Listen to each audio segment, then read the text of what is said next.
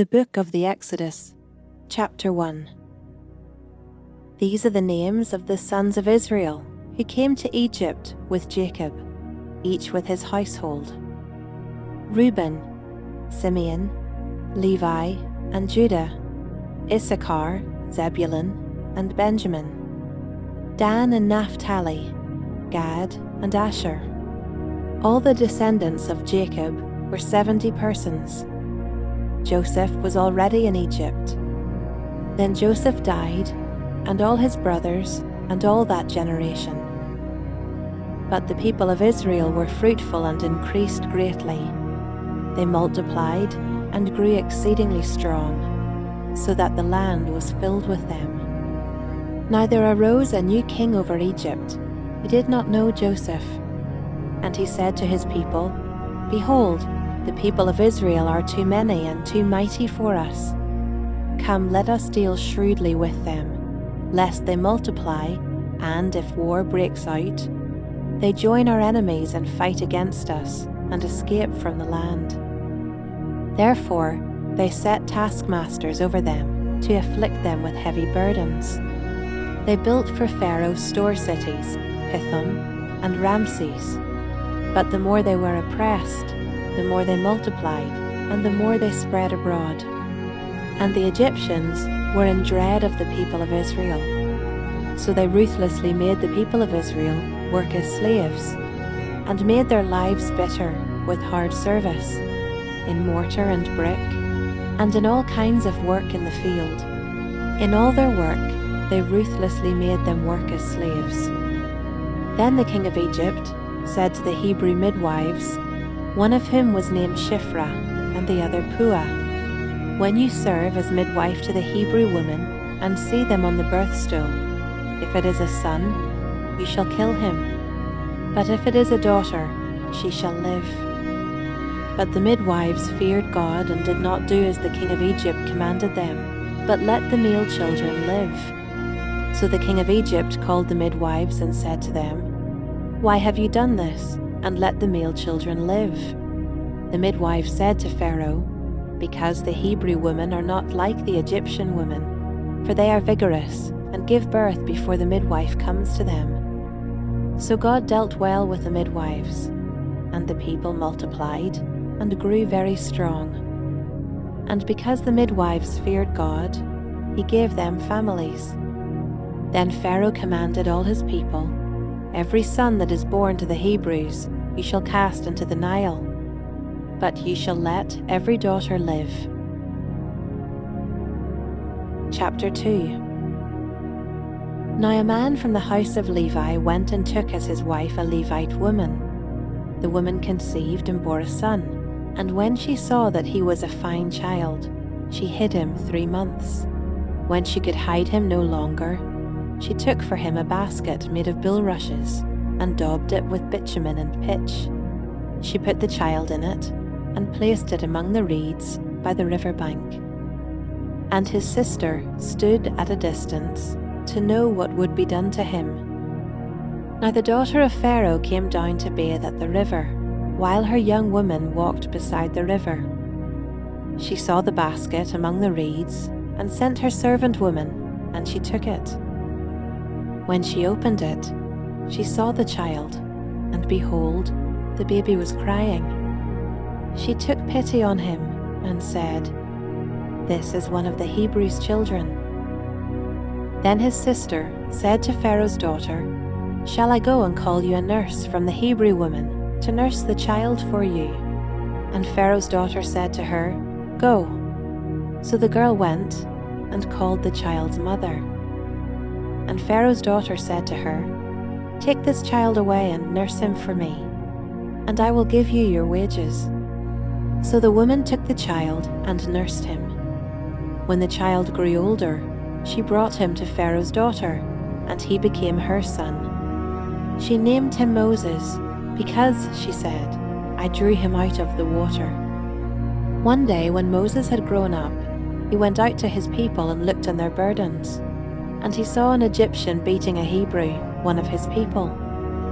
He looked this way and that, and seeing no one, he struck down the Egyptian and hid him in the sand. When he went out the next day, behold, 2 Hebrews were struggling together. And he said to the man in the wrong, "Why do you strike your companion?" He answered, "Who made you a prince and a judge over us? Do you mean to kill me as you killed the Egyptian?" Then Moses was afraid and thought, "Surely the thing is known." When Pharaoh heard of it, he sought to kill Moses. But Moses fled from Pharaoh and stayed in the land of Midian, and he sat down by a well. Now the priest of Midian had 7 daughters, and they came and drew water and filled the troughs to water their father's flock. The shepherds came and drove them away, but Moses stood up and saved them, and watered their flock.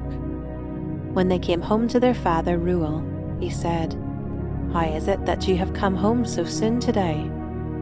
They said, "An Egyptian delivered us out of the hand of the shepherds, and even drew water for us, and watered the flock." He said to his daughters, "Then where is he? Why have you left the man? Call him, that he may eat bread." And Moses was content to dwell with the man, and he gave Moses his daughter Zipporah.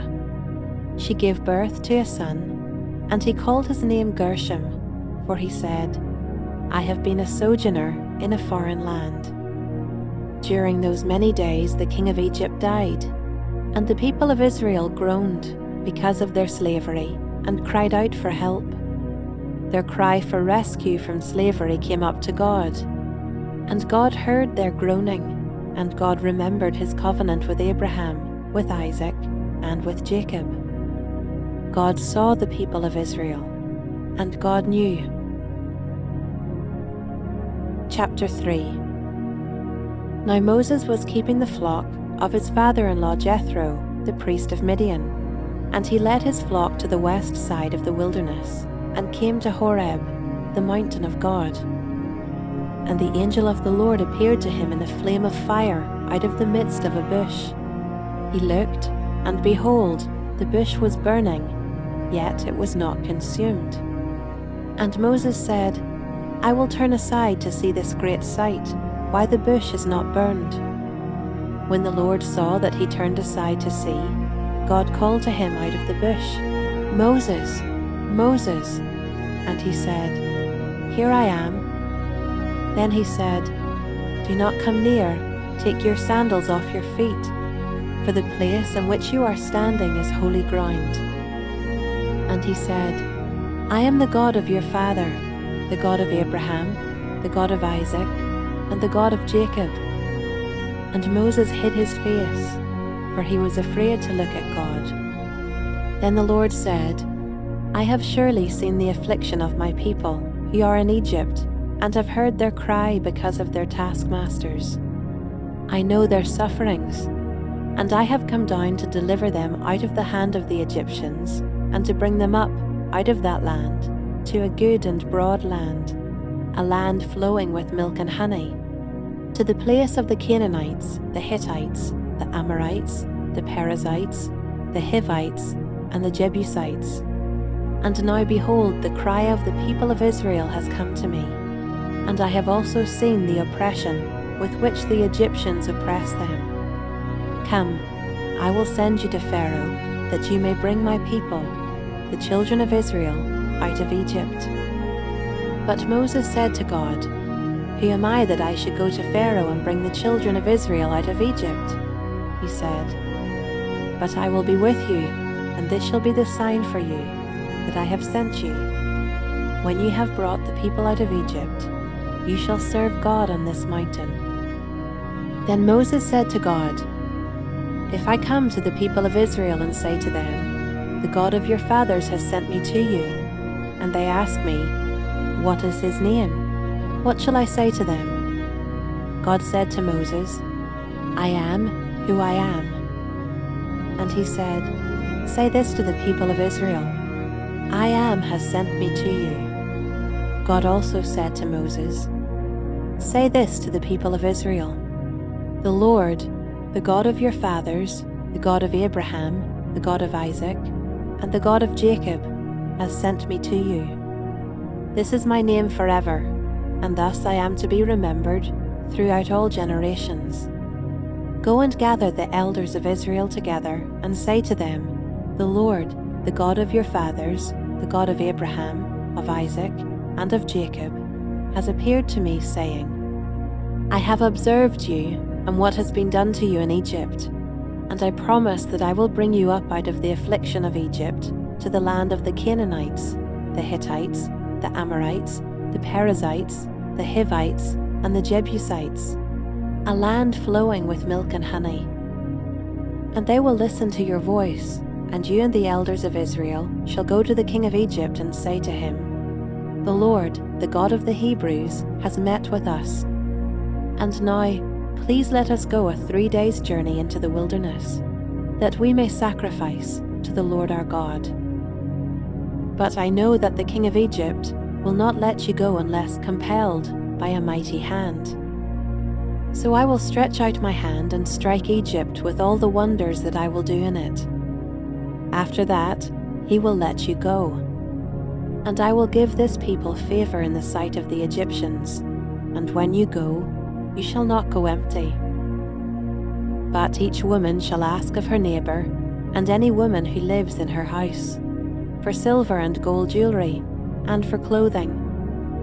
You shall put them on your sons and on your daughters. So you shall plunder the Egyptians. Chapter 4. Then Moses answered, But behold, they will not believe me or listen to my voice, for they will say, The Lord did not appear to you. The Lord said to him, What is that in your hand? He said, A staff. And he said, Throw it on the ground. So he threw it on the ground, and it became a serpent, and Moses ran from it. But the Lord said to Moses, Put out your hand and catch it by the tail. So he put out his hand and caught it, and it became a staff in his hand, that they may believe that the Lord, the God of their fathers, the God of Abraham, the God of Isaac, and the God of Jacob, has appeared to you. Again the Lord said to him, Put your hand inside your cloak. And he put his hand inside his cloak, and when he took it out, behold, his hand was leprous like snow. Then God said, Put your hand back inside your cloak. So he put his hand back inside his cloak, and when he took it out, behold, it was restored like the rest of his flesh. If they will not believe you, God said, or listen to the first sign, they may believe the latter sign. If they will not believe even these 2 signs or listen to your voice, you shall take some water from the Nile and pour it on the dry ground, and the water that you shall take from the Nile will become blood on the dry ground. But Moses said to the Lord, O my Lord, I am not eloquent, either in the past or since you have spoken to your servant, but I am slow of speech and of tongue. Then the Lord said to him, Who has made man's mouth? Who makes him mute, or deaf, or seeing, or blind? Is it not I, the Lord? Now therefore go, and I will be with your mouth, and teach you what you shall speak. But he said, O my Lord, please send someone else. Then the anger of the Lord was kindled against Moses, and he said, Is there not Aaron, your brother, the Levite? I know that he can speak well. Behold, he is coming out to meet you, and when he sees you, he will be glad in his heart. You shall speak to him, and put the words in his mouth, and I will be with your mouth, and with his mouth, and will teach you both what to do. He shall speak for you to the people, and he shall be your mouth, and you shall be as God to him. And take in your hand this staff, with which you shall do the signs. Moses went back to Jethro his father-in-law and said to him, Please let me go back to my brothers in Egypt, to see whether they are still alive. And Jethro said to Moses, Go in peace. And the Lord said to Moses in Midian, Go back to Egypt, for all the men who were seeking your life are dead. So Moses took his wife and his sons, and had them ride on a donkey, and went back to the land of Egypt. And Moses took the staff of God in his hand. And the Lord said to Moses, "When you go back to Egypt, see that you do before Pharaoh all the miracles that I have put in your power. But I will harden his heart, so that he will not let the people go. Then you shall say to Pharaoh, 'Thus says the Lord, Israel is my firstborn son, and I say to you, let my son go that he may serve me. If you refuse to let him go, behold, I will kill your firstborn son.'" At a lodging place on the way, the Lord met him and sought to put him to death. Then Zipporah took a flint and cut off her son's foreskin and touched Moses' feet with it and said, "Surely you are a bridegroom of blood to me." So he let him alone. It was then that she said, "A bridegroom of blood," because of the circumcision. The Lord said to Aaron, "Go into the wilderness to meet Moses." So he went and met him at the mountain of God and kissed him. And Moses told Aaron all the words of the Lord with which he had sent him to speak, and all the signs that he had commanded him to do. Then Moses and Aaron went and gathered together all the elders of the people of Israel. Aaron spoke all the words that the Lord had spoken to Moses, and did the signs in the sight of the people. And the people believed. And when they heard that the Lord had visited the people of Israel, and that he had seen their affliction, they bowed their heads and worshipped. Chapter 5. Afterward Moses and Aaron went and said to Pharaoh, "Thus says the Lord, the God of Israel, let my people go, that they may hold a feast to me in the wilderness." But Pharaoh said, "Who is the Lord, that I should obey his voice and let Israel go? I do not know the Lord, and moreover, I will not let Israel go." Then they said, "The God of the Hebrews has met with us. Please let us go a 3 days' journey into the wilderness, that we may sacrifice to the Lord our God, lest he fall upon us with pestilence or with the sword." But the king of Egypt said to them, "Moses and Aaron, why do you take the people away from their work? Get back to your burdens." And Pharaoh said, "Behold, the people of the land are now many, and you make them rest from their burdens." The same day Pharaoh commanded the taskmasters of the people and their foremen, "You shall no longer give the people straw to make bricks, as in the past. Let them go and gather straw for themselves. But the number of bricks that they made in the past, you shall impose on them. You shall by no means reduce it, for they are idle. Therefore they cry, 'Let us go and offer sacrifice to our God.' Let heavier work be laid on the men, that they may labor at it, and pay no regard to lying words." So the taskmasters and the foremen of the people went out and said to the people, "Thus says Pharaoh, I will not give you straw. Go and get your straw yourselves wherever you can find it, but your work will not be reduced in the least." So the people were scattered throughout all the land of Egypt to gather stubble for straw.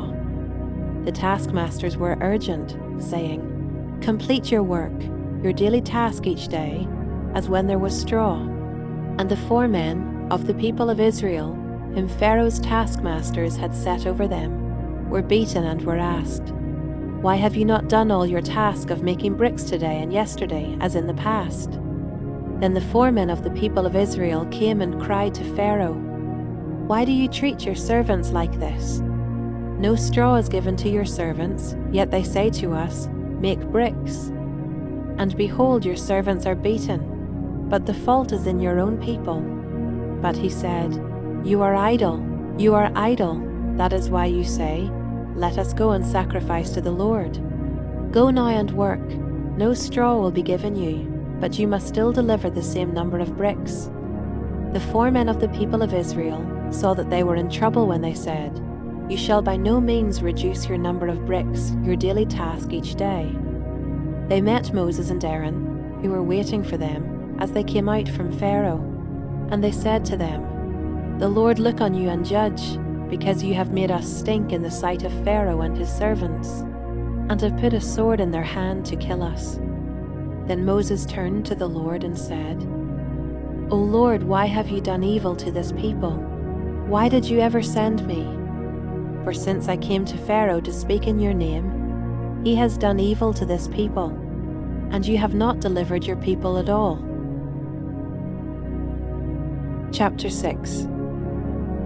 But the Lord said to Moses, "Now you shall see what I will do to Pharaoh, for with a strong hand he will send them out, and with a strong hand he will drive them out of his land." God spoke to Moses and said to him, "I am the Lord.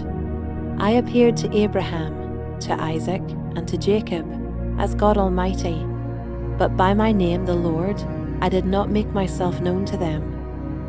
I also established my covenant with them to give them the land of Canaan, the land in which they lived as sojourners. Moreover, I have heard the groaning of the people of Israel, whom the Egyptians hold as slaves, and I have remembered my covenant. Say therefore to the people of Israel, I am the Lord, and I will bring you out from under the burdens of the Egyptians, and I will deliver you from slavery to them, and I will redeem you with an outstretched arm and with great acts of judgment.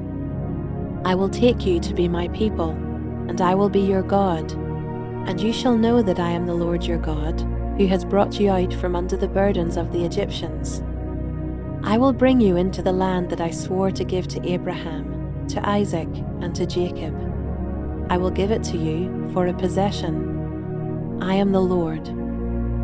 Moses spoke thus to the people of Israel, but they did not listen to Moses because of their broken spirit and harsh slavery. So the Lord said to Moses, "Go in, tell Pharaoh king of Egypt to let the people of Israel go out of his land." But Moses said to the Lord, "Behold, the people of Israel have not listened to me. How then shall Pharaoh listen to me, for I am of uncircumcised lips?" But the Lord spoke to Moses and Aaron, and gave them a charge about the people of Israel, and about Pharaoh king of Egypt, to bring the people of Israel out of the land of Egypt. These are the heads of their fathers' houses, the sons of Reuben, the firstborn of Israel: Hanok, Palu, Hezron, and Carmi. These are the clans of Reuben. The sons of Simeon: Jemuel, Jamin, Ohad, Jachin, Zohar, and Shaul, the son of a Canaanite woman. These are the clans of Simeon. These are the names of the sons of Levi according to their generations: Gershon, Kohath, and Merari, the years of the life of Levi being 137 years. The sons of Gershon: Libni and Shimei, by their clans.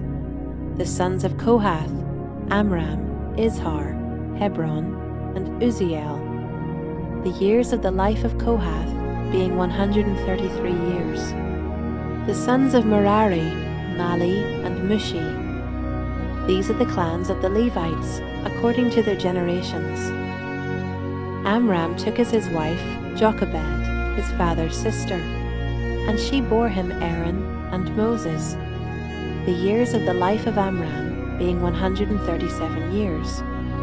The sons of Izhar: Korah, Nepheg, and Zikri. The sons of Uzziel: Mishael, Elzaphan, and Sithri. Aaron took as his wife Elisheba, the daughter of Amminadab, and the sister of Nahshon, and she bore him Nadab, Abihu, Eleazar, and Ithamar. The sons of Korah: Asir, Elkanah, and Abiasaph. These are the clans of the Korahites. Eleazar, Aaron's son, took as his wife one of the daughters of Putiel, and she bore him Phinehas. These are the heads of the fathers' houses of the Levites by their clans. These are the Aaron and Moses, to whom the Lord said, "Bring out the people of Israel from the land of Egypt by their hosts." It was they who spoke to Pharaoh, king of Egypt, about bringing out the people of Israel from Egypt, this Moses and this Aaron. On the day when the Lord spoke to Moses in the land of Egypt, the Lord said to Moses, "I am the Lord. Tell Pharaoh, king of Egypt, all that I say to you." But Moses said to the Lord, "Behold, I am of uncircumcised lips. How will Pharaoh listen to me?" Chapter 7. And the Lord said to Moses, "See, I have made you like God to Pharaoh, and your brother Aaron shall be your prophet. You shall speak all that I command you, and your brother Aaron shall tell Pharaoh to let the people of Israel go out of his land. But I will harden Pharaoh's heart, and though I multiply my signs and wonders in the land of Egypt, Pharaoh will not listen to you. Then I will lay my hand on Egypt and bring my hosts, my people the children of Israel, out of the land of Egypt by great acts of judgment. The Egyptians shall know that I am the Lord, when I stretch out my hand against Egypt and bring out the people of Israel from among them." Moses and Aaron did so. They did just as the Lord commanded them. Now Moses was 80 years old, and Aaron 83 years old, when they spoke to Pharaoh. Then the Lord said to Moses and Aaron, "When Pharaoh says to you, 'Prove yourselves by working a miracle,' then you shall say to Aaron, 'Take your staff and cast it down before Pharaoh, that it may become a serpent.'" So Moses and Aaron went to Pharaoh and did just as the Lord commanded. Aaron cast down his staff before Pharaoh and his servants, and it became a serpent. Then Pharaoh summoned the wise men and the sorcerers, and they, the magicians of Egypt, also did the same by their secret arts. For each man cast down his staff, and they became serpents. But Aaron's staff swallowed up their staffs. Still Pharaoh's heart was hardened, and he would not listen to them, as the Lord had said. Then the Lord said to Moses, "Pharaoh's heart is hardened. He refuses to let the people go. Go to Pharaoh in the morning, as he is going out to the water. Stand on the bank of the Nile to meet him, and take in your hand the staff that turned into a serpent. And you shall say to him, 'The Lord, the God of the Hebrews, sent me to you, saying, Let my people go, that they may serve me in the wilderness. But so far you have not obeyed. Thus says the Lord, By this you shall know that I am the Lord. Behold, with this staff that is in my hand, I will strike the water that is in the Nile, and it shall turn into blood. The fish in the Nile shall die, and the Nile will stink, and the Egyptians will grow weary of drinking water from the Nile." And the Lord said to Moses, "Say to Aaron, Take your staff and stretch out your hand over the waters of Egypt, over their rivers, their canals, and their ponds, and all their pools of water, so that they may become blood. And there shall be blood throughout all the land of Egypt, even in vessels of wood and in vessels of stone." Moses and Aaron did as the Lord commanded. In the sight of Pharaoh and in the sight of his servants, he lifted up the staff and struck the water in the Nile, and all the water in the Nile turned into blood. And the fish in the Nile died, and the Nile stank, so that the Egyptians could not drink water from the Nile.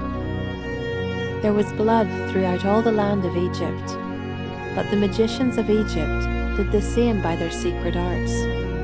So Pharaoh's heart remained hardened, and he would not listen to them, as the Lord had said. Pharaoh turned and went into his house, and he did not take even this to heart. And all the Egyptians dug along the Nile for water to drink, for they could not drink the water of the Nile. 7 full days passed after the Lord had struck the Nile. Chapter 8. Then the Lord said to Moses, "Go into Pharaoh and say to him, Thus says the Lord, Let my people go, that they may serve me. But if you refuse to let them go, behold, I will plague all your country with frogs. The Nile shall swarm with frogs that shall come up into your house, and into your bedroom, and on your bed, and into the houses of your servants and your people, and into your ovens and your kneading bowls. The frogs shall come up on you, and on your people, and on all your servants. And the Lord said to Moses, "Say to Aaron, stretch out your hand with your staff over the rivers, over the canals, and over the pools, and make frogs come up on the land of Egypt." So Aaron stretched out his hand over the waters of Egypt, and the frogs came up and covered the land of Egypt. But the magicians did the same by their secret arts, and made frogs come up on the land of Egypt. Then Pharaoh called Moses and Aaron and said, "Plead with the Lord to take away the frogs from me and from my people, and I will let the people go to sacrifice to the Lord." Moses said to Pharaoh, "Be pleased to command me when I am to plead for you and for your servants and for your people, that the frogs be cut off from you and your houses and be left only in the Nile." And he said, "Tomorrow." Moses said, "Be it as you say, so that you may know that there is no one like the Lord our God. The frogs shall go away from you and your houses and your servants and your people. They shall be left only in the Nile." So Moses and Aaron went out from Pharaoh, and Moses cried to the Lord about the frogs, as he had agreed with Pharaoh. And the Lord did according to the word of Moses. The frogs died out in the houses, the courtyards, and the fields, and they gathered them together in heaps, and the land stank. But when Pharaoh saw that there was a respite, he hardened his heart, and would not listen to them, as the Lord had said. Then the Lord said to Moses, "Say to Aaron, stretch out your staff and strike the dust of the earth, so that it may become gnats in all the land of Egypt." And they did so. Aaron stretched out his hand with his staff and struck the dust of the earth, and there were gnats on man and beast. All the dust of the earth became gnats in all the land of Egypt. The magicians tried by their secret arts to produce gnats, but they could not. So there were gnats on man and beast. Then the magicians said to Pharaoh, "This is the finger of God." But Pharaoh's heart was hardened, and he would not listen to them, as the Lord had said. Then the Lord said to Moses, "Rise up early in the morning, and present yourself to Pharaoh, as he goes out to the water, and say to him, 'Thus says the Lord, let my people go that they may serve me. Or else, if you will not let my people go, behold, I will send swarms of flies on you and your servants and your people, and into your houses. And the houses of the Egyptians shall be filled with swarms of flies, and also the ground on which they stand. But on that day I will set apart the land of Goshen, where my people dwell, so that no swarms of flies shall be there, that you may know that I am the Lord in the midst of the earth. Thus I will put a division between my people and your people. Tomorrow this sign shall happen." And the Lord did so. There came great swarms of flies into the house of Pharaoh and into his servants' houses. Throughout all the land of Egypt, the land was ruined by the swarms of flies. Then Pharaoh called Moses and Aaron and said, "Go, sacrifice to your God within the land." But Moses said, "It would not be right to do so, for the offerings we shall sacrifice to the Lord our God are an abomination to the Egyptians. If we sacrifice offerings abominable to the Egyptians before their eyes, will they not stone us? We must go 3 days' journey into the wilderness and sacrifice to the Lord our God, as he tells us." So Pharaoh said, "I will let you go to sacrifice to the Lord your God in the wilderness. Only you must not go very far away. Plead for me." Then Moses said, "Behold, I am going out from you, and I will plead with the Lord that the swarms of flies may depart from Pharaoh, from his servants, and from his people, tomorrow. Only let not Pharaoh cheat again by not letting the people go to sacrifice to the Lord." So Moses went out from Pharaoh and prayed to the Lord. And the Lord did as Moses asked, and removed the swarms of flies from Pharaoh, from his servants, and from his people. Not one remained. But Pharaoh hardened his heart this time also, and did not let the people go. Chapter 9. Then the Lord said to Moses, "Go into Pharaoh and say to him, 'Thus says the Lord, the God of the Hebrews, let my people go, that they may serve me. For if you refuse to let them go and still hold them, behold, the hand of the Lord will fall with a very severe plague upon your livestock that are in the field, the horses, the donkeys, the camels, the herds, and the flocks. But the Lord will make a distinction between the livestock of Israel and the livestock of Egypt, so that nothing of all that belongs to the people of Israel shall die.' And the Lord set a time, saying, 'Tomorrow the Lord will do this thing in the land.' And the next day the Lord did this thing. All the livestock of the Egyptians died, but not one of the livestock of the people of Israel died. And Pharaoh sent, and behold, not one of the livestock of Israel was dead. But the heart of Pharaoh was hardened, and he did not let the people go. And the Lord said to Moses and Aaron, 'Take handfuls of soot from the kiln, and let Moses throw them in the air in the sight of Pharaoh. It shall become fine dust over all the land of Egypt, and become boils breaking out in sores on man and beast, throughout all the land of Egypt.' So they took soot from the kiln, and stood before Pharaoh. And Moses threw it in the air, and it became boils breaking out in sores on man and beast. And the magicians could not stand before Moses because of the boils, for the boils came upon the magicians and upon all the Egyptians. But the Lord hardened the heart of Pharaoh, and he did not listen to them, as the Lord had spoken to Moses. Then the Lord said to Moses, "Rise up early in the morning, and present yourself before Pharaoh, and say to him, 'Thus says the Lord, the God of the Hebrews, let my people go, that they may serve me. For this time I will send all my plagues on you yourself, and on your servants and your people, so that you may know that there is none like me in all the earth. For by now I could have put out my hand and struck you and your people with pestilence, and you would have been cut off from the earth. But for this purpose I have raised you up, to show you my power, so that my name may be proclaimed in all the earth. You are still exalting yourself against my people, and will not let them go. Behold, about this time tomorrow I will cause very heavy hail to fall, such as never has been in Egypt, from the day it was founded until now. Now therefore send, get your livestock and all that you have in the field into safe shelter.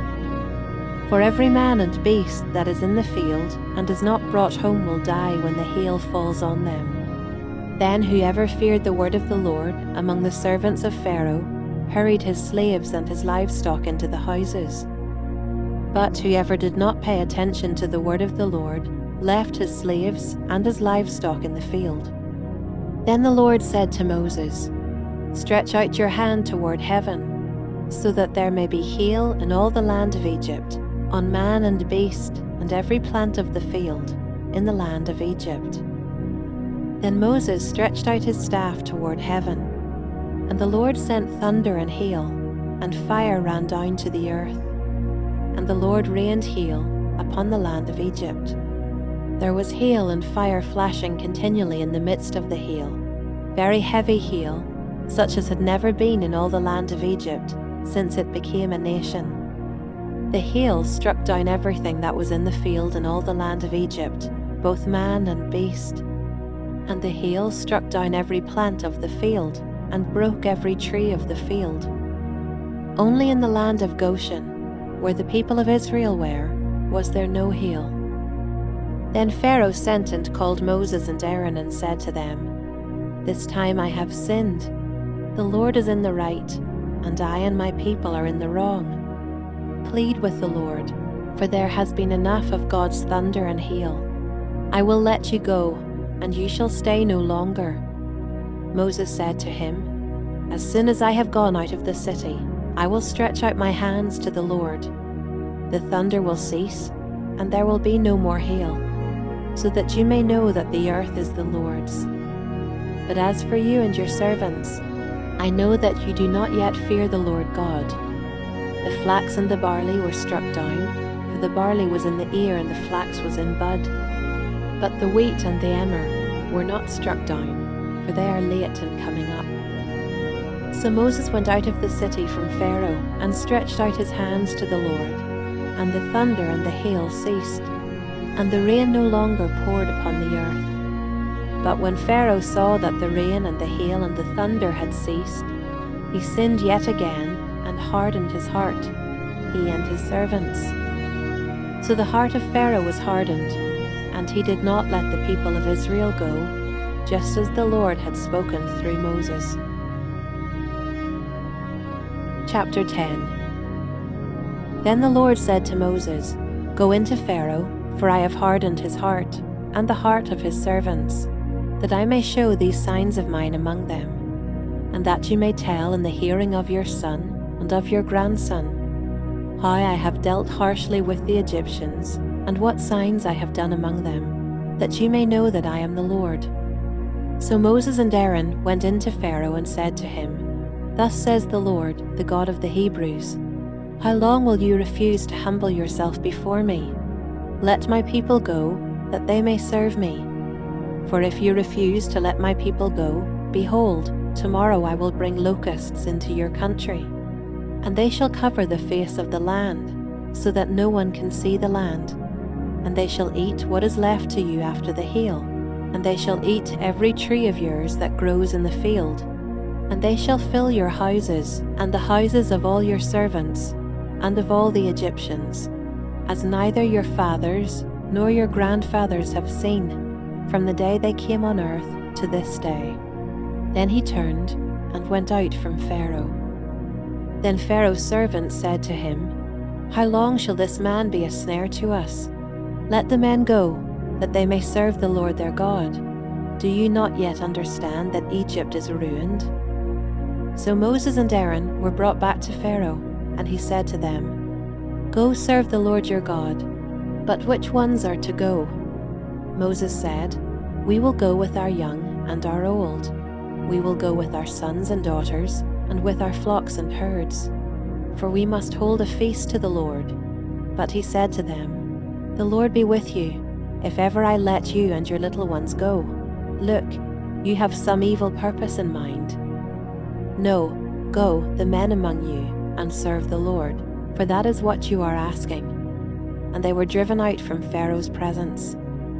Then the Lord said to Moses, Stretch out your hand over the land of Egypt for the locusts, so that they may come upon the land of Egypt, and eat every plant in the land, all that the hail has left.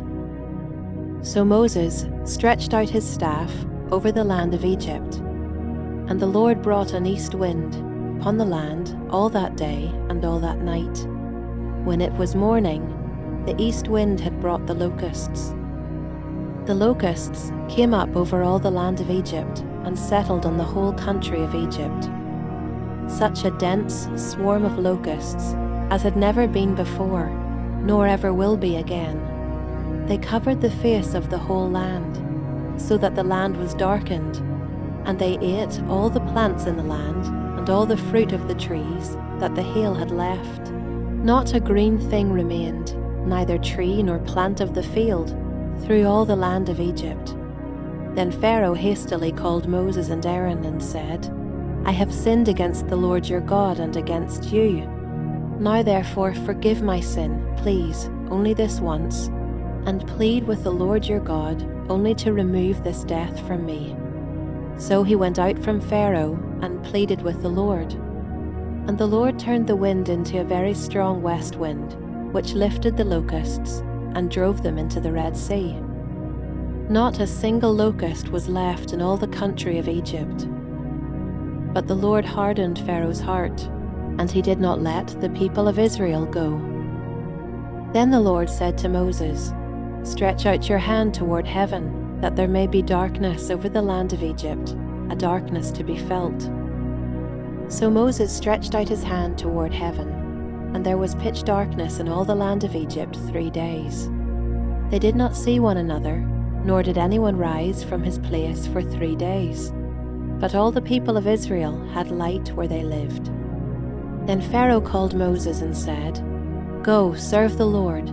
Your little ones also may go with you. Only let your flocks and your herds remain behind." But Moses said, "You must also let us have sacrifices and burnt offerings, that we may sacrifice to the Lord our God. Our livestock also must go with us. Not a hoof shall be left behind, for we must take of them to serve the Lord our God. And we do not know with what we must serve the Lord until we arrive there." But the Lord hardened Pharaoh's heart, and he would not let them go. Then Pharaoh said to him, "Get away from me. Take care never to see my face again. For on the day you see my face, you shall die." Moses said, "As you say, I will not see your face again."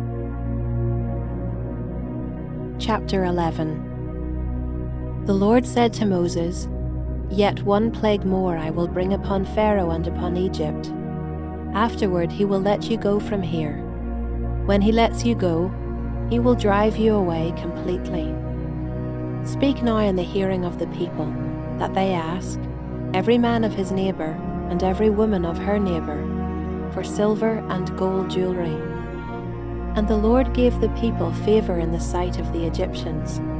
Moreover, the man Moses was very great in the land of Egypt, in the sight of Pharaoh's servants, and in the sight of the people. So Moses said, "Thus says the Lord, about midnight I will go out in the midst of Egypt, and every firstborn in the land of Egypt shall die. From the firstborn of Pharaoh, who sits on his throne, even to the firstborn of the slave girl who is behind the handmill, and all the firstborn of the cattle.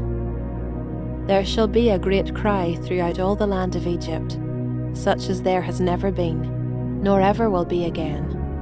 But not a dog shall growl against any of the people of Israel, either man or beast, that you may know that the Lord makes a distinction between Egypt and Israel. And all these your servants shall come down to me and bow down to me, saying, 'Get out, you and all the people who follow you, and after that I will go out.' And he went out from Pharaoh in hot anger. Then the Lord said to Moses, "Pharaoh will not listen to you, that my wonders may be multiplied in the land of Egypt." Moses and Aaron did all these wonders before Pharaoh, and the Lord hardened Pharaoh's heart, and he did not let the people of Israel go out of his land. Chapter 12. The Lord said to Moses and Aaron in the land of Egypt, "This month shall be for you the beginning of months. It shall be the first month of the year for you. Tell all the congregation of Israel that on the 10th day of this month every man shall take a lamb, according to their fathers' houses, a lamb for a household. And if the household is too small for a lamb, then he and his nearest neighbor shall take according to the number of persons. According to what each can eat, you shall make your count for the lamb. Your lamb shall be without blemish, a male a year old. You may take it from the sheep or from the goats, and you shall keep it until the 14th day of this month, when the whole assembly of the congregation of Israel shall kill their lambs at twilight. Then they shall take some of the blood and put it on the 2 doorposts and the lintel of the houses in which they eat it. They shall eat the flesh that night, roasted on the fire. With unleavened bread and bitter herbs they shall eat it. Do not eat any of it raw or boiled in water, but roasted, its head with its legs and its inner parts. And you shall let none of it remain until the morning. Anything that remains until the morning you shall burn. In this manner you shall eat it, with your belt fastened, your sandals on your feet, and your staff in your hand. And you shall eat it in haste. It is the Lord's Passover. For I will pass through the land of Egypt that night, and I will strike all the firstborn in the land of Egypt, both man and beast. And on all the gods of Egypt I will execute judgments. I am the Lord.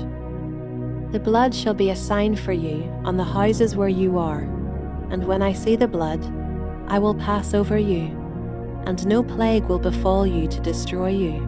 when I strike the land of Egypt.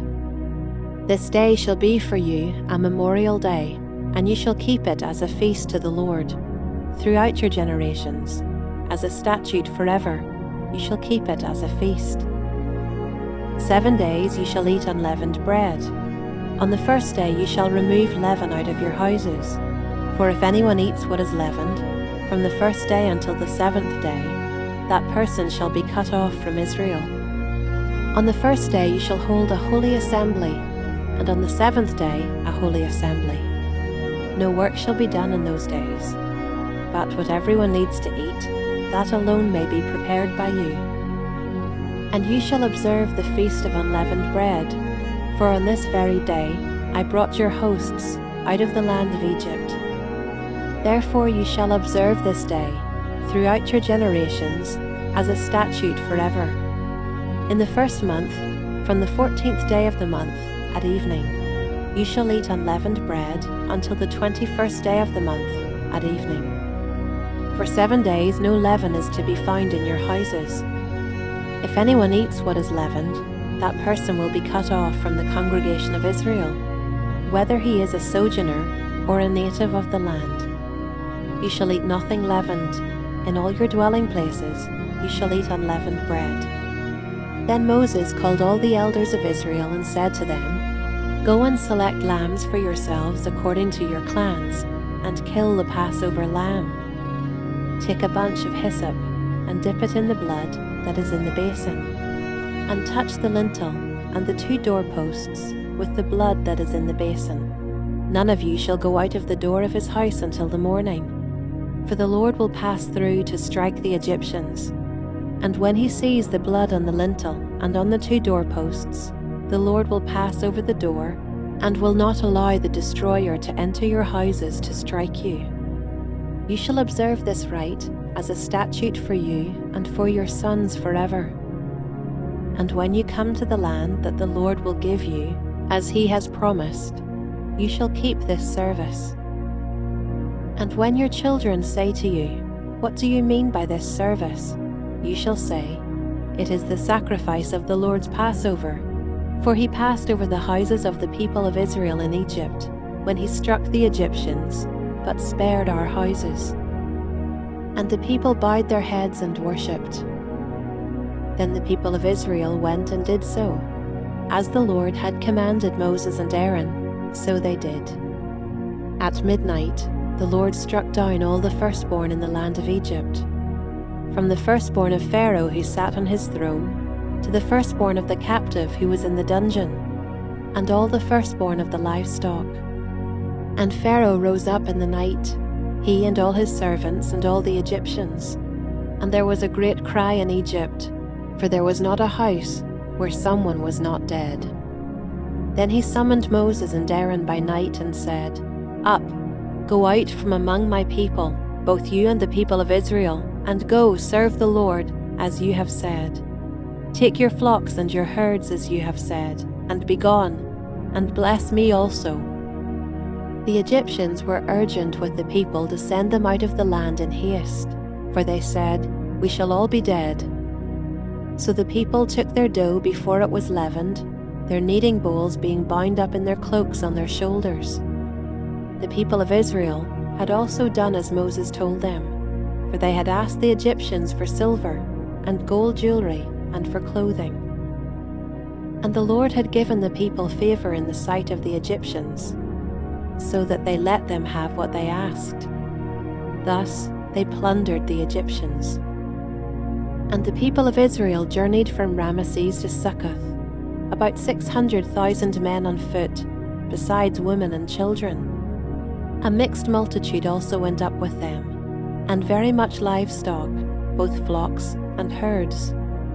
And they baked unleavened cakes of the dough that they had brought out of Egypt, for it was not leavened, because they were thrust out of Egypt and could not wait. Nor had they prepared any provisions for themselves. The time that the people of Israel lived in Egypt was 430 years. At the end of 430 years, on that very day, all the hosts of the Lord went out from the land of Egypt.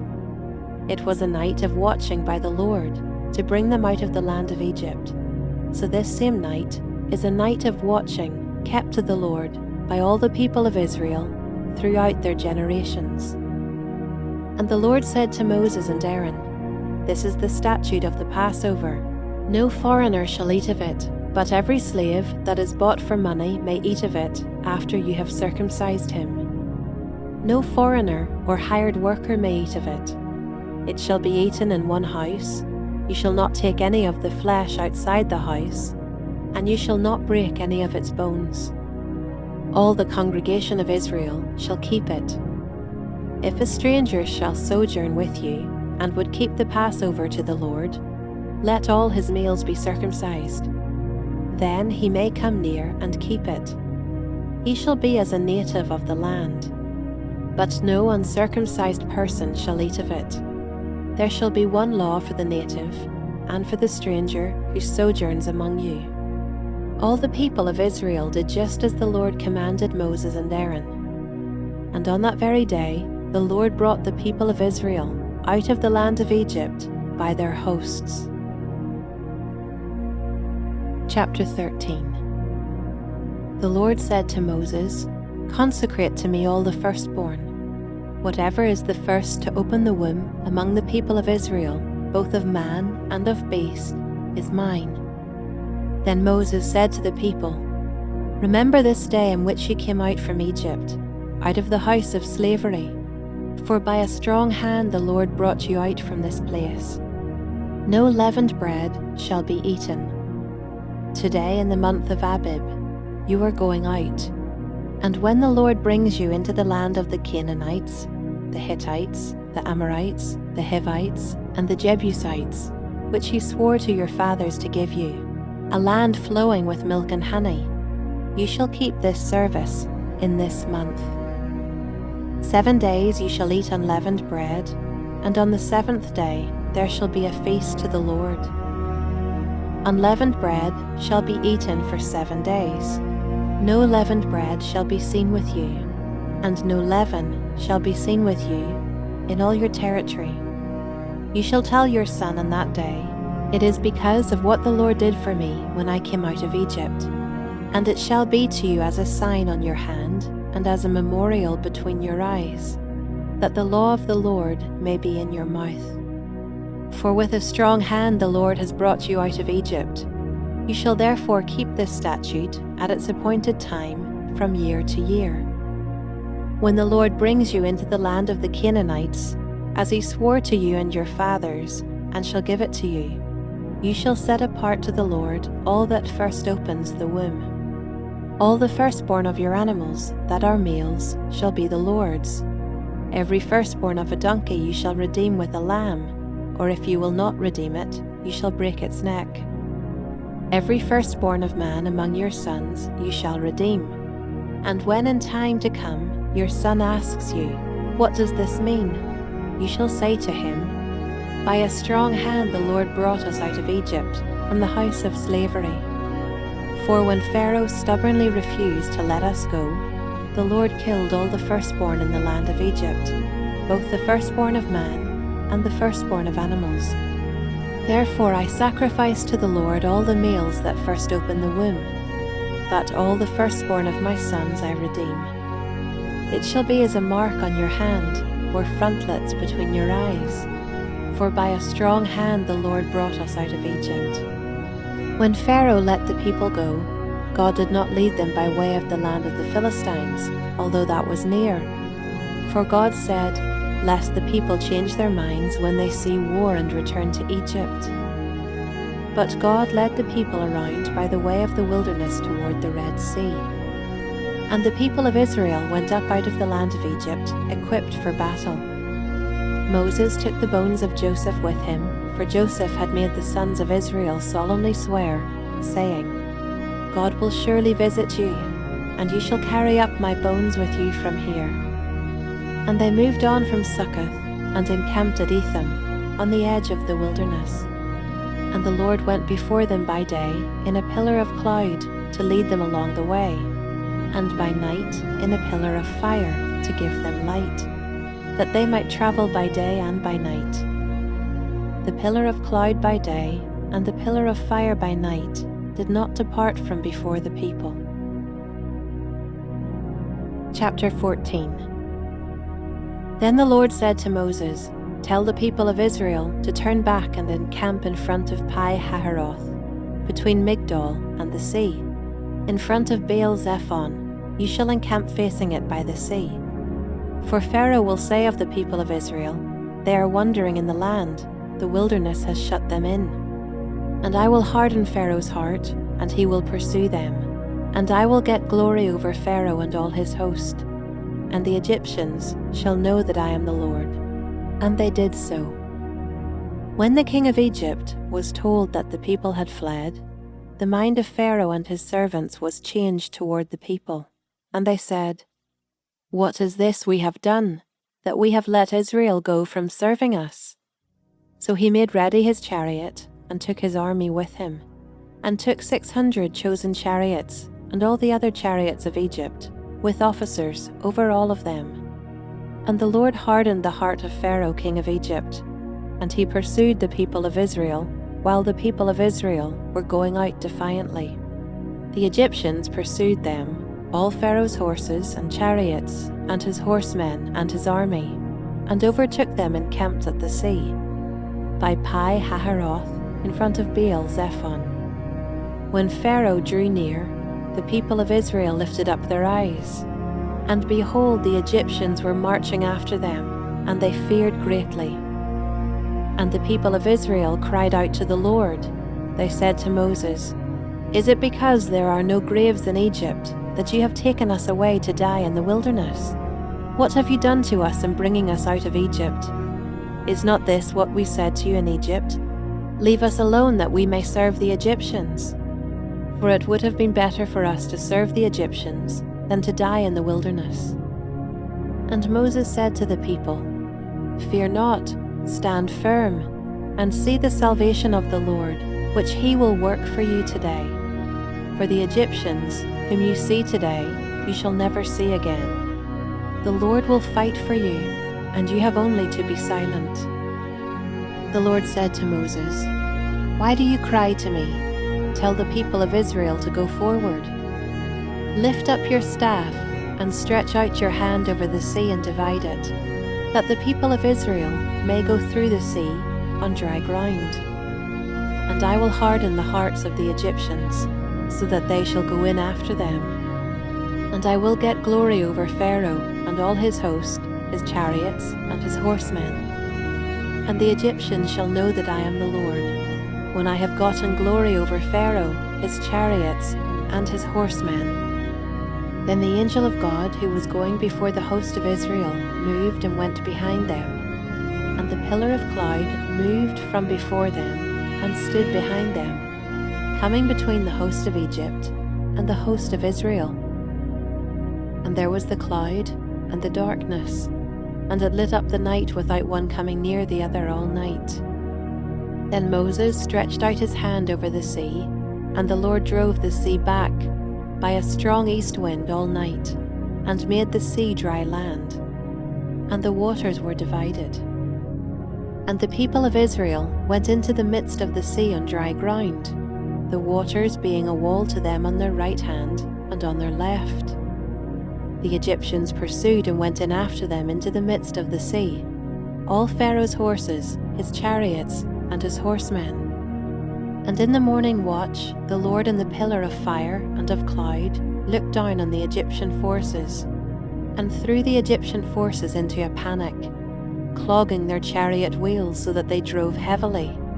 And the Egyptians said, "Let us flee from before Israel, for the Lord fights for them against the Egyptians." Then the Lord said to Moses, "Stretch out your hand over the sea, that the water may come back upon the Egyptians, upon their chariots, and upon their horsemen."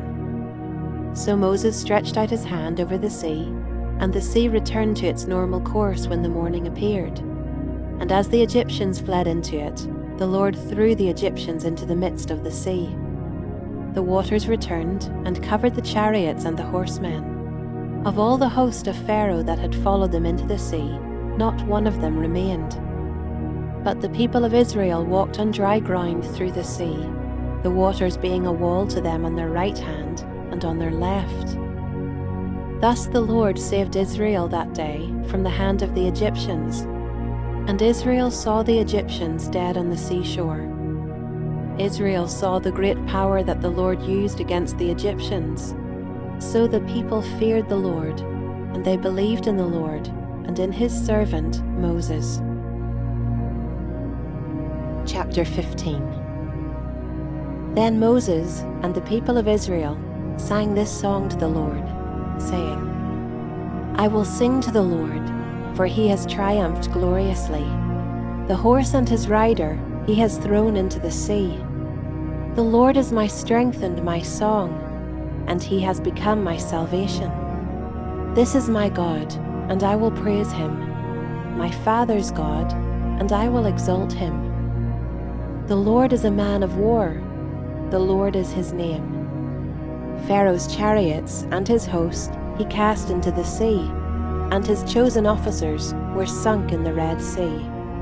The floods covered them, they went down into the depths like a stone. Your right hand, O Lord, glorious in power. Your right hand, O Lord, shatters the enemy.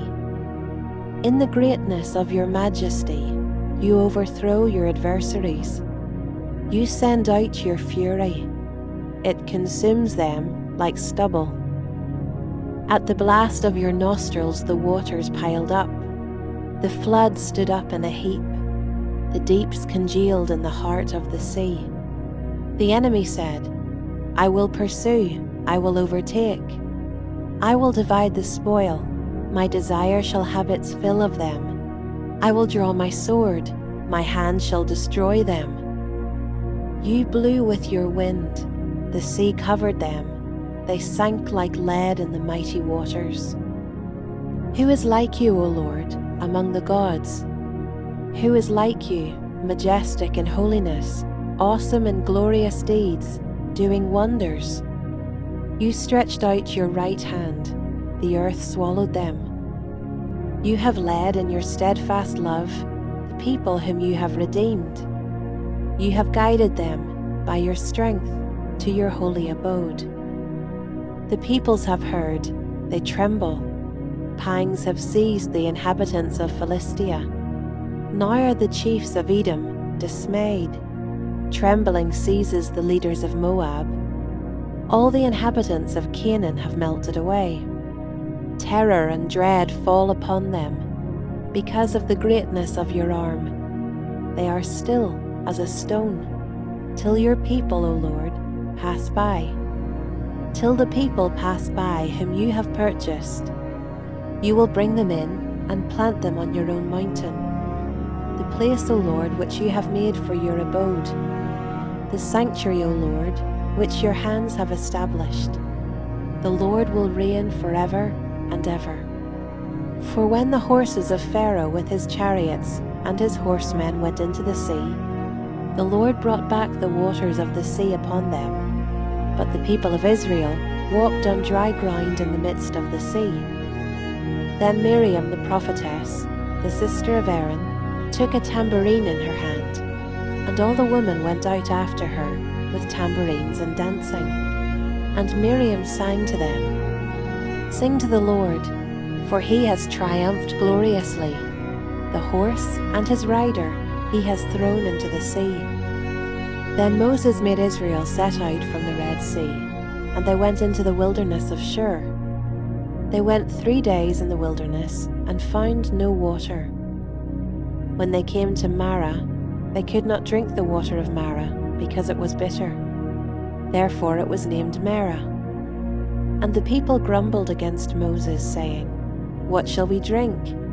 And he cried to the Lord, and the Lord showed him a log. And he threw it into the water, and the water became sweet.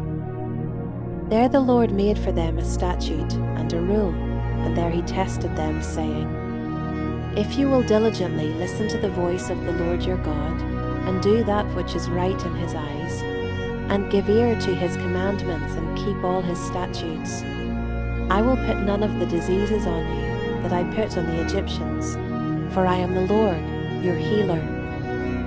Then they came to Elim, where there were 12 springs of water and 70 palm trees, and they encamped there by the water. Chapter 16. They set out from Elim, and all the congregation of the people of Israel came to the wilderness of Sin, which is between Elim and Sinai, on the 15th day of the 2nd month, after they had departed from the land of Egypt. And the whole congregation of the people of Israel grumbled against Moses and Aaron in the wilderness. And the people of Israel said to them, "Would that we had died by the hand of the Lord in the land of Egypt, when we sat by the meat pots and ate bread to the full. For you have brought us out into this wilderness to kill this whole assembly with hunger." Then the Lord said to Moses, "Behold, I am about to rain bread from heaven for you, and the people shall go out and gather a day's portion every day, that I may test them, whether they will walk in my law or not. On the 6th day, when they prepare what they bring in, it will be twice as much as they gather daily." So Moses and Aaron said to all the people of Israel, "At evening you shall know that it was the Lord who brought you out of the land of Egypt, and in the morning you shall see the glory of the Lord, because he has heard your grumbling against the Lord. For what are we, that you grumble against us?" And Moses said, "When the Lord gives you in the evening meat to eat, and in the morning bread to the full, because the Lord has heard your grumbling, that you grumble against him, what are we? Your grumbling is not against us, but against the Lord." Then Moses said to Aaron, "Say to the whole congregation of the people of Israel, 'Come near before the Lord, for he has heard your grumbling.'" And as soon as Aaron spoke to the whole congregation of the people of Israel, they looked toward the wilderness, and behold, the glory of the Lord appeared in the cloud. And the Lord said to Moses, "I have heard the grumbling of the people of Israel.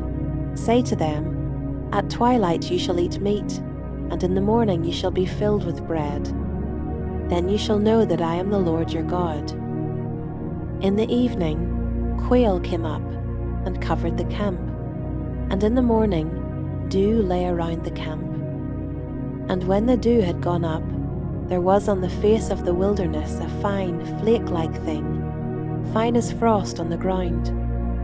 When the people of Israel saw it, they said to one another, "What is it?" For they did not know what it was. And Moses said to them, "It is the bread that the Lord has given you to eat. This is what the Lord has commanded. Gather of it, each one of you, as much as he can eat. You shall each take an omer, according to the number of the persons that each of you has in his tent." And the people of Israel did so. They gathered, some more, some less. But when they measured it with an omer, whoever gathered much had nothing left over, and whoever gathered little had no lack. Each of them gathered as much as he could eat. And Moses said to them, "Let no one leave any of it over till the morning." But they did not listen to Moses. Some left part of it till the morning, and it bred worms and stank. And Moses was angry with them. Morning by morning they gathered it, each as much as he could eat. But when the sun grew hot, it melted. On the 6th day they gathered twice as much bread, 2 omers each. And when all the leaders of the congregation came and told Moses, he said to them, "This is what the Lord has commanded.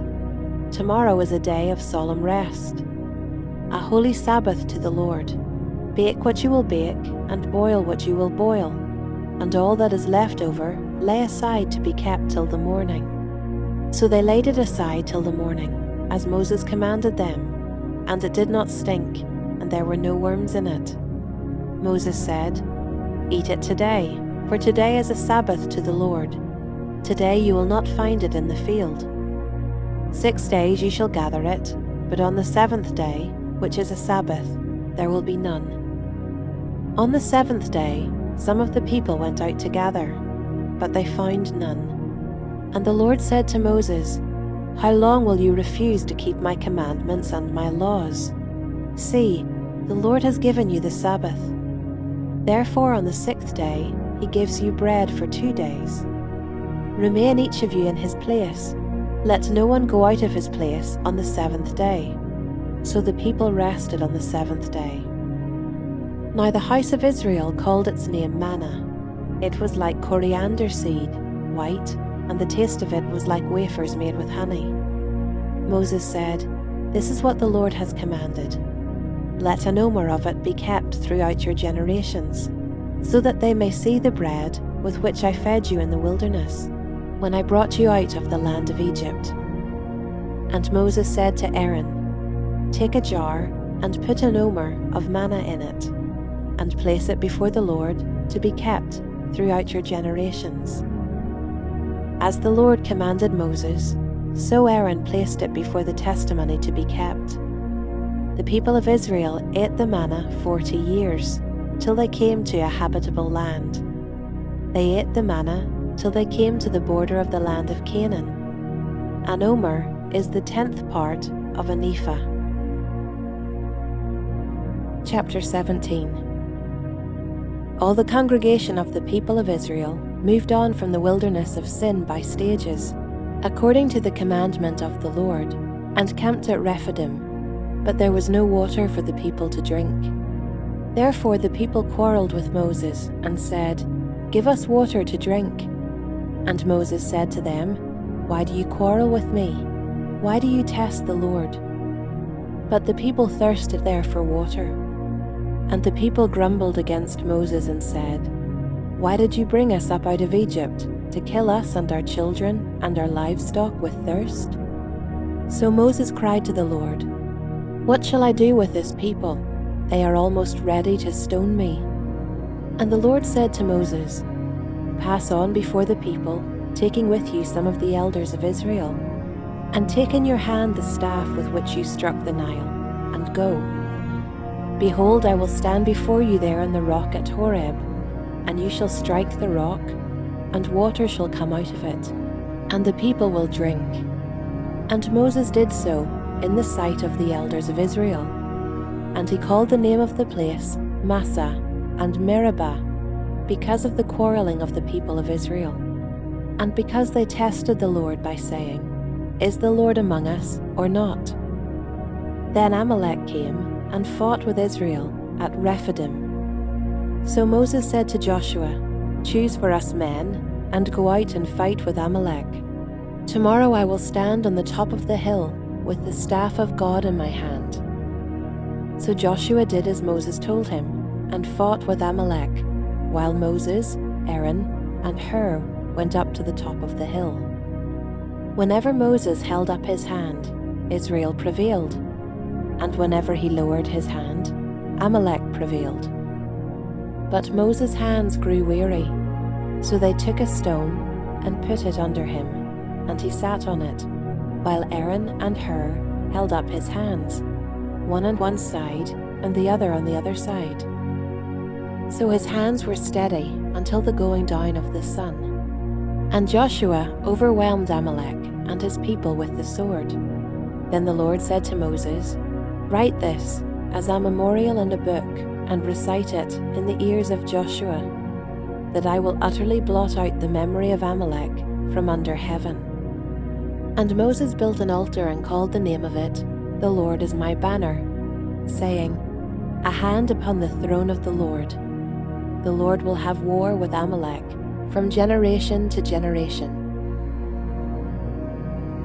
Chapter 18. Jethro, the priest of Midian, Moses' father-in-law, heard of all that God had done for Moses and for Israel his people, how the Lord had brought Israel out of Egypt. Now Jethro, Moses' father-in-law, had taken Zipporah, Moses' wife, after he had sent her home, along with her 2 sons.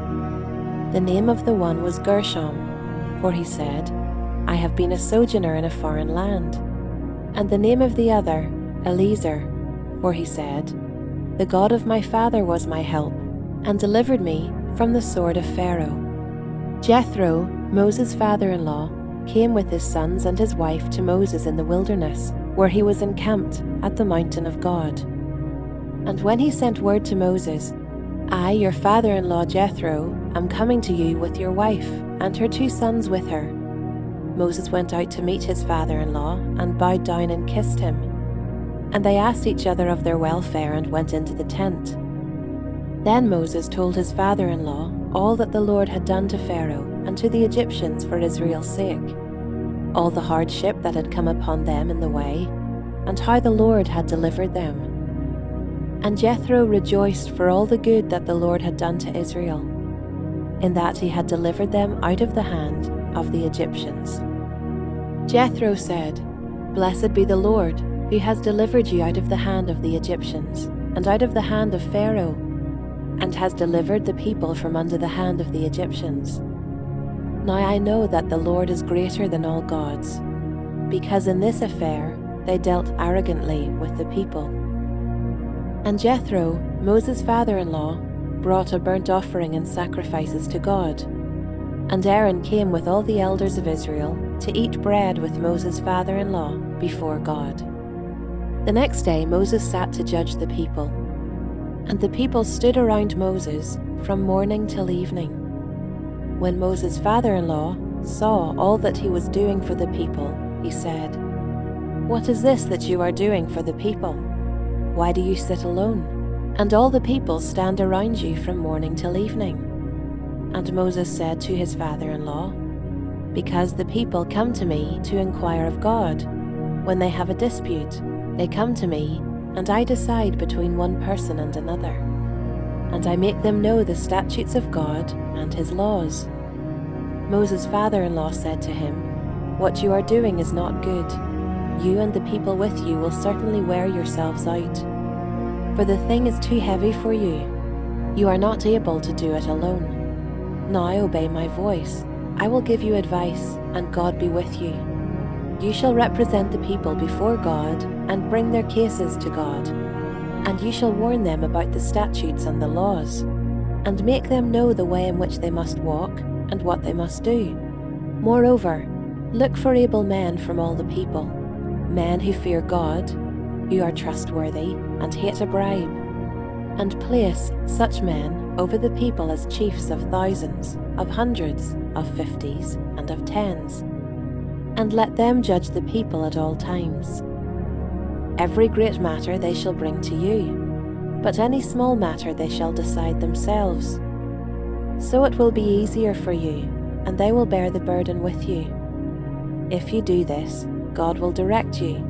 You will be able to endure, and all this people also will go to their place in peace. So Moses listened to the voice of his father-in-law, and did all that he had said. Moses chose able men out of all Israel, and made them heads over the people, chiefs of thousands, of hundreds, of 50s, and of 10s. And they judged the people at all times. Any hard case they brought to Moses, but any small matter they decided themselves. Then Moses let his father-in-law depart, and he went away to his own country. Chapter 19. On the 3rd new moon, after the people of Israel had gone out of the land of Egypt, on that day they came into the wilderness of Sinai.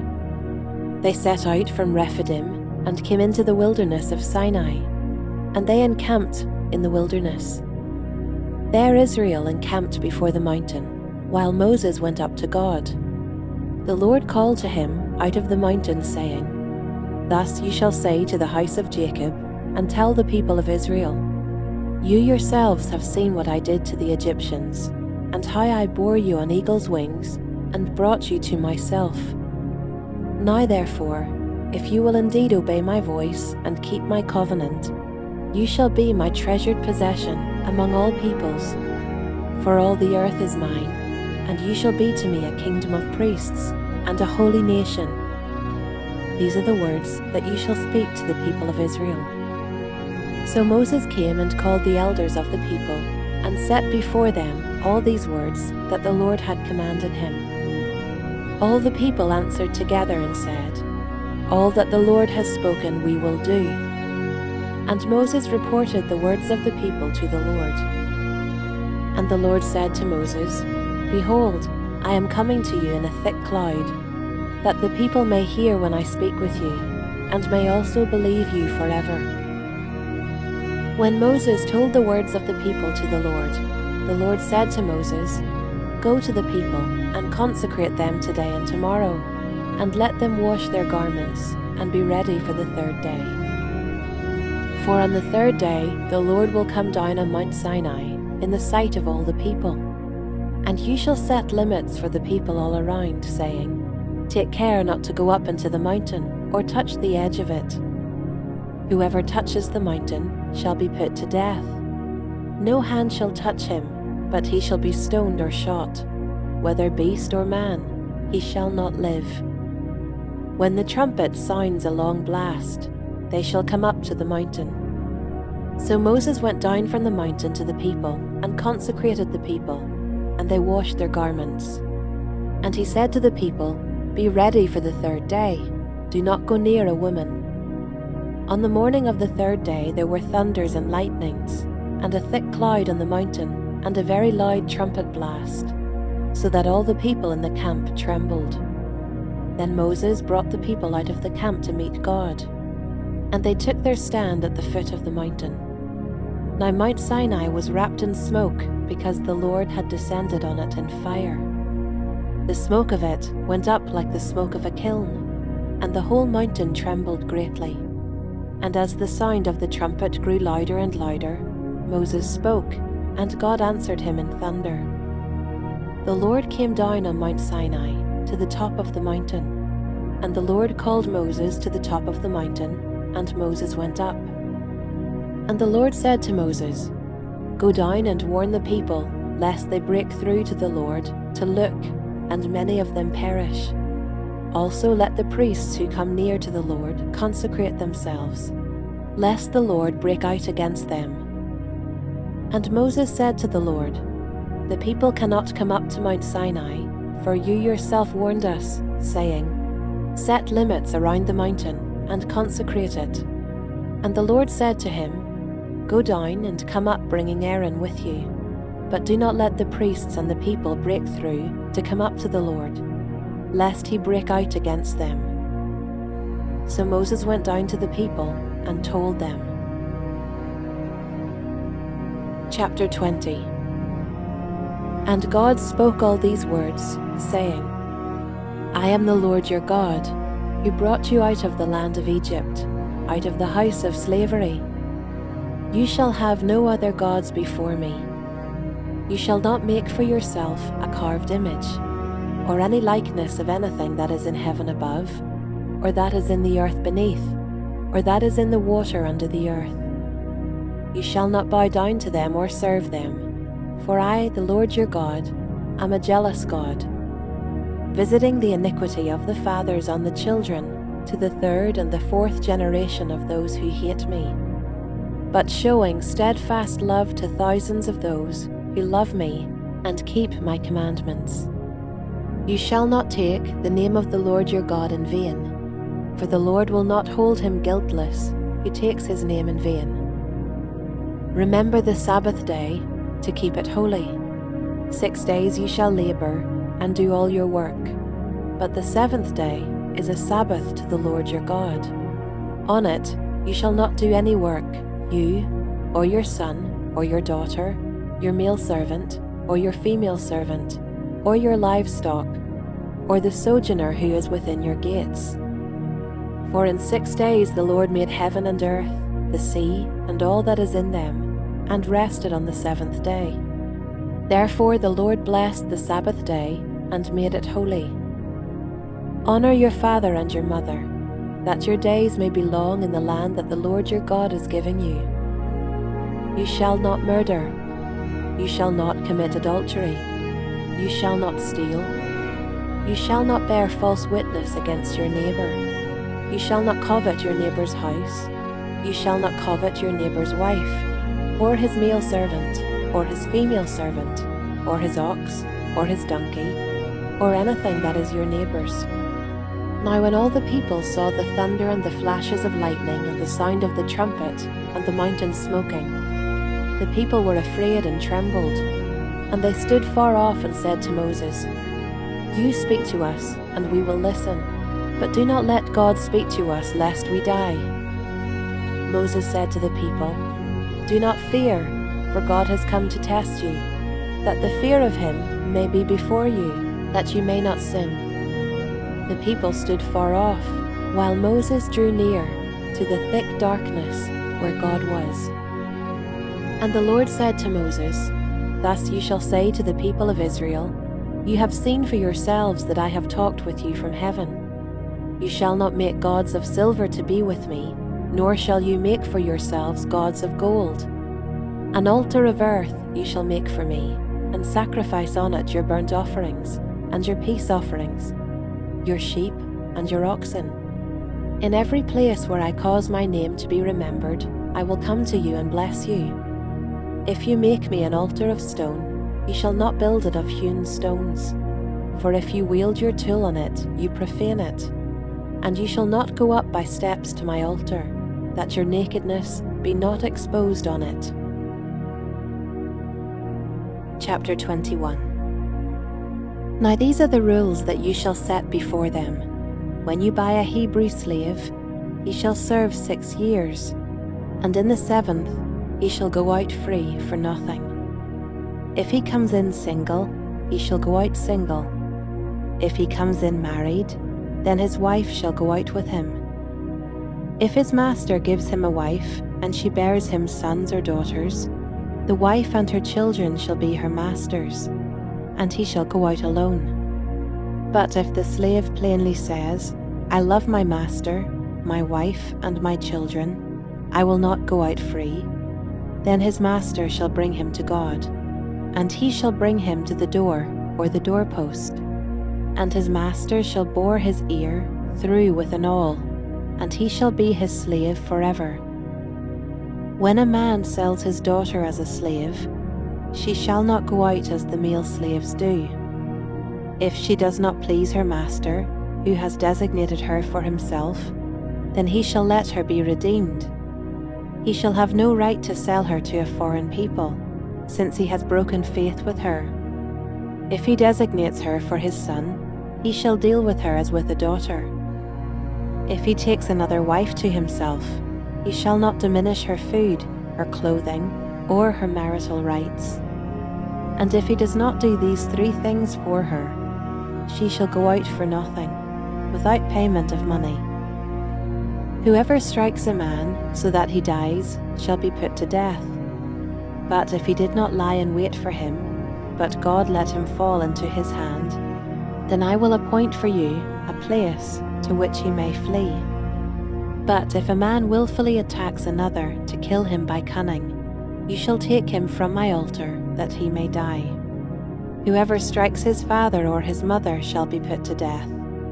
Whoever steals a man and sells him, and anyone found in possession of him, shall be put to death. Whoever curses his father or his mother shall be put to death. When men quarrel, and one strikes the other with a stone or with his fist, and the man does not die but takes to his bed, then if the man rises again and walks outdoors with his staff, he who struck him shall be clear. Only he shall pay for the loss of his time, and shall have him thoroughly healed. When a man strikes his slave, male or female, with a rod, and the slave dies under his hand, he shall be avenged. But if the slave survives a day or 2, he is not to be avenged, for the slave is his money. When men strive together and hit a pregnant woman, so that her children come out, but there is no harm, the one who hit her shall surely be fined, as the woman's husband shall impose on him, and he shall pay as the judges determine. But if there is harm, then you shall pay life for life, eye for eye, tooth for tooth, hand for hand, foot for foot, burn for burn, wound for wound, stripe for stripe. When a man strikes the eye of his slave, male or female, and destroys it, he shall let the slave go free because of his eye. If he knocks out the tooth of his slave, male or female, he shall let the slave go free because of his tooth. When an ox gores a man or a woman to death, the ox shall be stoned, and its flesh shall not be eaten. but the owner of the ox shall not be liable.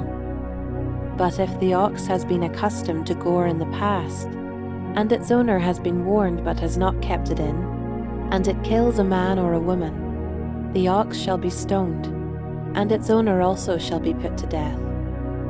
If a ransom is imposed on him, then he shall give for the redemption of his life whatever is imposed on him.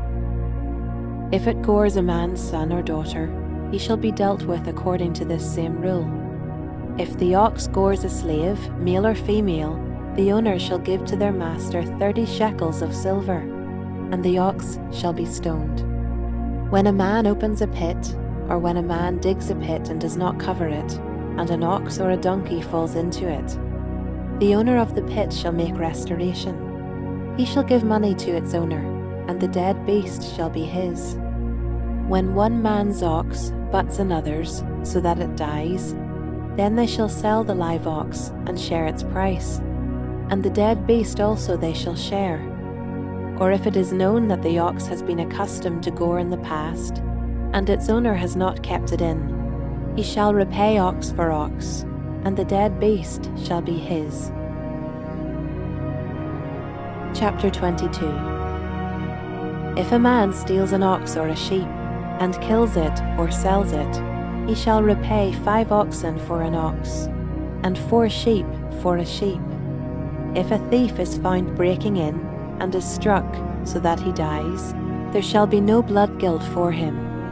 But if the sun has risen on him, there shall be blood guilt for him. He shall surely pay. If he has nothing, then he shall be sold for his theft. If the stolen beast is found alive in his possession, whether it is an ox, or a donkey, or a sheep, he shall pay double. If a man causes a field or vineyard to be grazed over, or lets his beast loose and it feeds in another man's field, he shall make restitution from the best in his own field and in his own vineyard. If fire breaks out and catches in thorns, so that the stacked grain or the standing grain or the field is consumed, he who started the fire shall make full restitution. If a man gives to his neighbour money or goods to keep safe, and it is stolen from the man's house, then if the thief is found, he shall pay double. If the thief is not found, the owner of the house shall come near to God to show whether or not he has put his hand to his neighbour's property. For every breach of trust, whether it is for an ox, for a donkey, for a sheep, for a cloak, or for any kind of lost thing, of which one says, "This is it," the case of both parties shall come before God. The one whom God condemns shall pay double to his neighbour.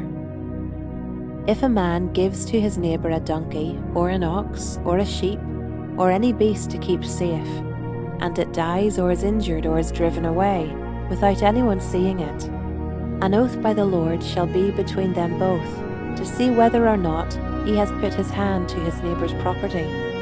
The owner shall accept the oath, and he shall not make restitution. But if it is stolen from him, he shall make restitution to its owner. If it is torn by beasts, let him bring it as evidence. He shall not make restitution for what has been torn. If a man borrows anything of his neighbour, and it is injured or dies, the owner not being with it, he shall make full restitution. If the owner was with it, he shall not make restitution. If it was hired, it came for its hiring fee. If a man seduces a virgin who is not betrothed, and lies with her, he shall give the bride price for her, and make her his wife. If her father utterly refuses to give her to him, he shall pay money equal to the bride price for virgins. You shall not permit a sorceress to live. Whoever lies with an animal shall be put to death. Whoever sacrifices to any god other than the Lord alone shall be devoted to destruction. You shall not wrong a sojourner or oppress him, for you are sojourners in the land of Egypt. You shall not mistreat any widow or fatherless child.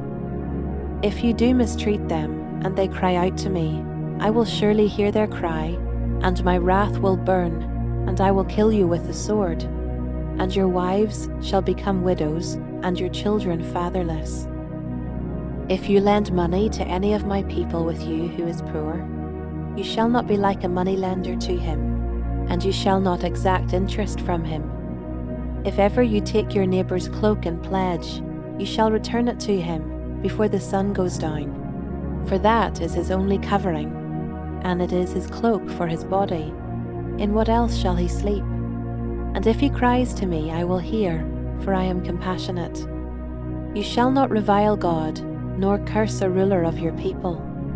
You shall not delay to offer from the fullness of your harvest, and from the outflow of your presses. The firstborn of your sons you shall give to me. You shall do the same with your oxen and with your sheep. 7 days it shall be with its mother. On the 8th day you shall give it to me. You shall be consecrated to me. Therefore you shall not eat any flesh that is torn by beasts in the field. You shall throw it to the dogs. Chapter 23. You shall not spread a false report. You shall not join hands with a wicked man to be a malicious witness. You shall not fall in with the many to do evil, nor shall you bear witness in a lawsuit, siding with the many, so as to pervert justice. Nor shall you be partial to a poor man in his lawsuit. If you meet your enemy's ox, or his donkey going astray, you shall bring it back to him. If you see the donkey of one who hates you lying down under its burden, you shall refrain from leaving him with it. You shall rescue it with him. You shall not pervert the justice due to your poor in his lawsuit. Keep far from a false charge, and do not kill the innocent and righteous, for I will not acquit the wicked. And you shall take no bribe, for a bribe blinds the clear-sighted and subverts the cause of those who are in the right. You shall not oppress a sojourner. You know the heart of a sojourner, for you were sojourners in the land of Egypt. For 6 years you shall sow your land and gather in its yield. But the 7th year you shall let it rest and lie fallow, that the poor of your people may eat, and what they leave the beasts of the field may eat. You shall do likewise with your vineyard, and with your olive orchard. 6 days you shall do your work, but on the 7th day you shall rest, that your ox and your donkey may have rest, and the son of your servant woman and the alien may be refreshed. Pay attention to all that I have said to you, and make no mention of the names of other gods, nor let it be heard on your lips. 3 times in the year you shall keep a feast to me. You shall keep the feast of unleavened bread. As I commanded you, you shall eat unleavened bread for 7 days at the appointed time in the month of Abib, for in it you came out of Egypt. None shall appear before me empty-handed. You shall keep the feast of harvest, of the firstfruits of your labor, of what you sow in the field. You shall keep the feast of ingathering at the end of the year, when you gather in from the field the fruit of your labor. 3 times in the year shall all your meals appear before the Lord God. You shall not offer the blood of my sacrifice with anything leavened, or let the fat of my feast remain until the morning. The best of the firstfruits of your ground you shall bring into the house of the Lord your God. You shall not boil a young goat in its mother's milk. Behold, I send an angel before you to guard you on the way, and to bring you to the place that I have prepared.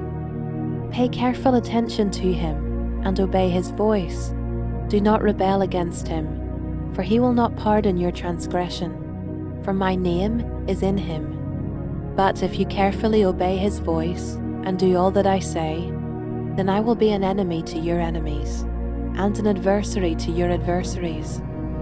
When my angel goes before you, and brings you to the Amorites, and the Hittites, and the Perizzites, and the Canaanites, the Hivites, and the Jebusites, and I blot them out, you shall not bow down to their gods nor serve them, nor do as they do, but you shall utterly overthrow them and break their pillars in pieces. You shall serve the Lord your God, and he will bless your bread and your water, and I will take sickness away from among you. None shall miscarry or be barren in your land. I will fulfill the number of your days. I will send my terror before you, and will throw into confusion all the people against whom you shall come. And I will make all your enemies turn their backs to you. And I will send hornets before you, which shall drive out the Hivites, the Canaanites, and the Hittites from before you. I will not drive them out from before you in 1 year, lest the land become desolate, and the wild beasts multiply against you. Little by little I will drive them out from before you, until you have increased and possessed the land. And I will set your border from the Red Sea to the Sea of the Philistines, and from the wilderness to the Euphrates. For I will give the inhabitants of the land into your hand, and you shall drive them out before you. You shall make no covenant with them and their gods. They shall not dwell in your land, lest they make you sin against me. For if you serve their gods, it will surely be a snare to you. Chapter 24. Then he said to Moses, Come up to the Lord, you and Aaron, Nadab and Abihu, and 70 of the elders of Israel, and worship from afar. Moses alone shall come near to the Lord, but the others shall not come near, and the people shall not come up with him. Moses came and told the people all the words of the Lord and all the rules. And all the people answered with one voice and said, All the words that the Lord has spoken we will do. And Moses wrote down all the words of the Lord. He rose early in the morning and built an altar at the foot of the mountain, and 12 pillars, according to the 12 tribes of Israel. And he sent young men of the people of Israel, who offered burnt offerings and sacrificed peace offerings of oxen to the Lord. And Moses took half of the blood and put it in basins, and half of the blood he threw against the altar. Then he took the book of the covenant and read it in the hearing of the people. And they said, All that the Lord has spoken we will do, and we will be obedient. And Moses took the blood, and threw it on the people and said, Behold the blood of the covenant that the Lord has made with you, in accordance with all these words. Then Moses and Aaron, Nadab and Abihu, and 70 of the elders of Israel went up, and they saw the God of Israel. There was under his feet, as it were, a pavement of sapphire stone, like the very heaven for clearness. And he did not lay his hand on the chief men of the people of Israel. They beheld God, and ate and drank. The Lord said to Moses, Come up to me on the mountain and wait there, that I may give you the tablets of stone, with the law and the commandment which I have written for their instruction. So Moses rose with his assistant Joshua, and Moses went up into the mountain of God. And he said to the elders, Wait here for us until we return to you. And behold, Aaron and Hur are with you. Whoever has a dispute, let him go to them. Then Moses went up on the mountain, and the cloud covered the mountain. The glory of the Lord dwelt on Mount Sinai, and the cloud covered it 6 days. And on the 7th day he called to Moses out of the midst of the cloud. Now the appearance of the glory of the Lord was like a devouring fire on the top of the mountain, in the sight of the people of Israel. Moses entered the cloud and went up on the mountain. And Moses was on the mountain 40 days and 40 nights. Chapter 25. The Lord said to Moses, Speak to the people of Israel, that they take from me a contribution. From every man whose heart moves him, you shall receive the contribution for me. And this is the contribution that you shall receive from them: gold, silver, and bronze, blue and purple and scarlet yarns, and fine twined linen, goat's hair, tanned ram skins, goat skins, acacia wood, oil for the lamps, spices for the anointing oil and for the fragrant incense, onyx stones, and stones for setting, for the ephod and for the breastpiece. And let them make me a sanctuary, that I may dwell in their midst, exactly as I show you concerning the pattern of the tabernacle, and of all its furniture, so you shall make it. They shall make an ark of acacia wood. 2 cubits and a half shall be its length, 1 cubit and a half its breadth, and 1 cubit and a half its height. You shall overlay it with pure gold. Inside and outside shall you overlay it, and you shall make on it a moulding of gold around it. You shall cast 4 rings of gold for it, and put them on its 4 feet, 2 rings on the one side of it, and 2 rings on the other side of it. You shall make poles of acacia wood, and overlay them with gold.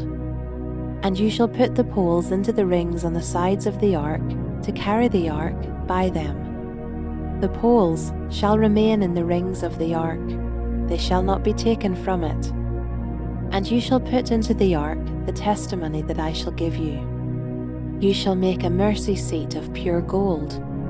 2 cubits and a half shall be its length, and 1 cubit and a half its breadth. And you shall make 2 cherubim of gold. Of hammered work shall you make them, on the 2 ends of the mercy seat. Make 1 cherub on the one end, and 1 cherub on the other end. Of one piece with the mercy seat shall you make the cherubim on its 2 ends. The cherubim shall spread out their wings above, overshadowing the mercy seat with their wings, their faces one to another.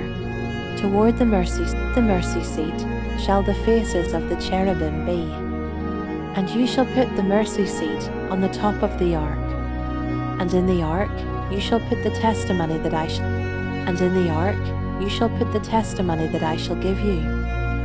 There I will meet with you, and from above the mercy seat, there I will meet with you, and from above the mercy seat, from between the 2 cherubim, and from above the mercy seat, from between the 2 cherubim that are on the ark of the testimony, I will speak with you about all that I will give you in commandment for the people of Israel.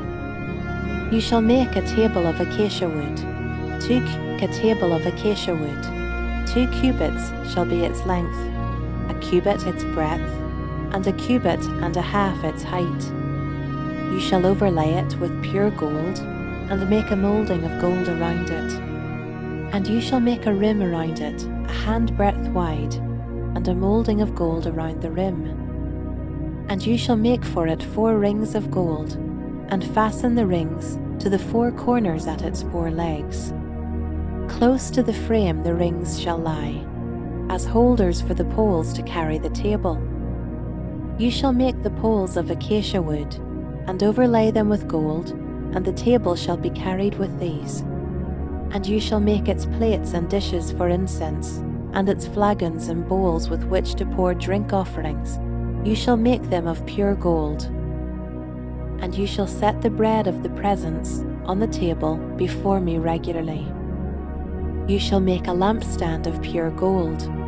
The lampstand shall be made of hammered work. Its base, its stem, its cups, its calyxes, and its flowers shall be of one piece with it. And there shall be 6 branches going out of its sides, 3 branches of the lampstand out of one side of it, and 3 branches of the lampstand out of the other side of it. 3 cups made like almond blossoms, each with calyx and flower on one branch, and 3 cups made like almond blossoms, each with calyx and flower on the other branch. So for the 6 branches going out of the lampstand. And on the lampstand itself there shall be 4 cups, made like almond blossoms, with their calyxes and flowers, and a calyx of one piece, with it under each pair of the 6 branches going out from the lampstand. Their calyxes and their branches shall be of one piece with it, the whole of it a single piece of hammered work of pure gold. You shall make 7 lamps for it, and the lamps shall be set up so as to give light on the space in front of it. Its tongs and their trays shall be of pure gold. It shall be made with all these utensils out of a talent of pure gold. And see that you make them after the pattern for them, which is being shown you on the mountain. Chapter 26. Moreover, you shall make the tabernacle with 10 curtains of fine twined linen, and blue, and purple, and scarlet yarns. You shall make them with cherubim skillfully worked into them. The length of each curtain shall be 28 cubits, and the breadth of each curtain 4 cubits. All the curtains shall be the same size. 5 curtains shall be coupled to one another, and the other 5 curtains shall be coupled to one another. And you shall make loops of blue on the edge of the outermost curtain in the first set.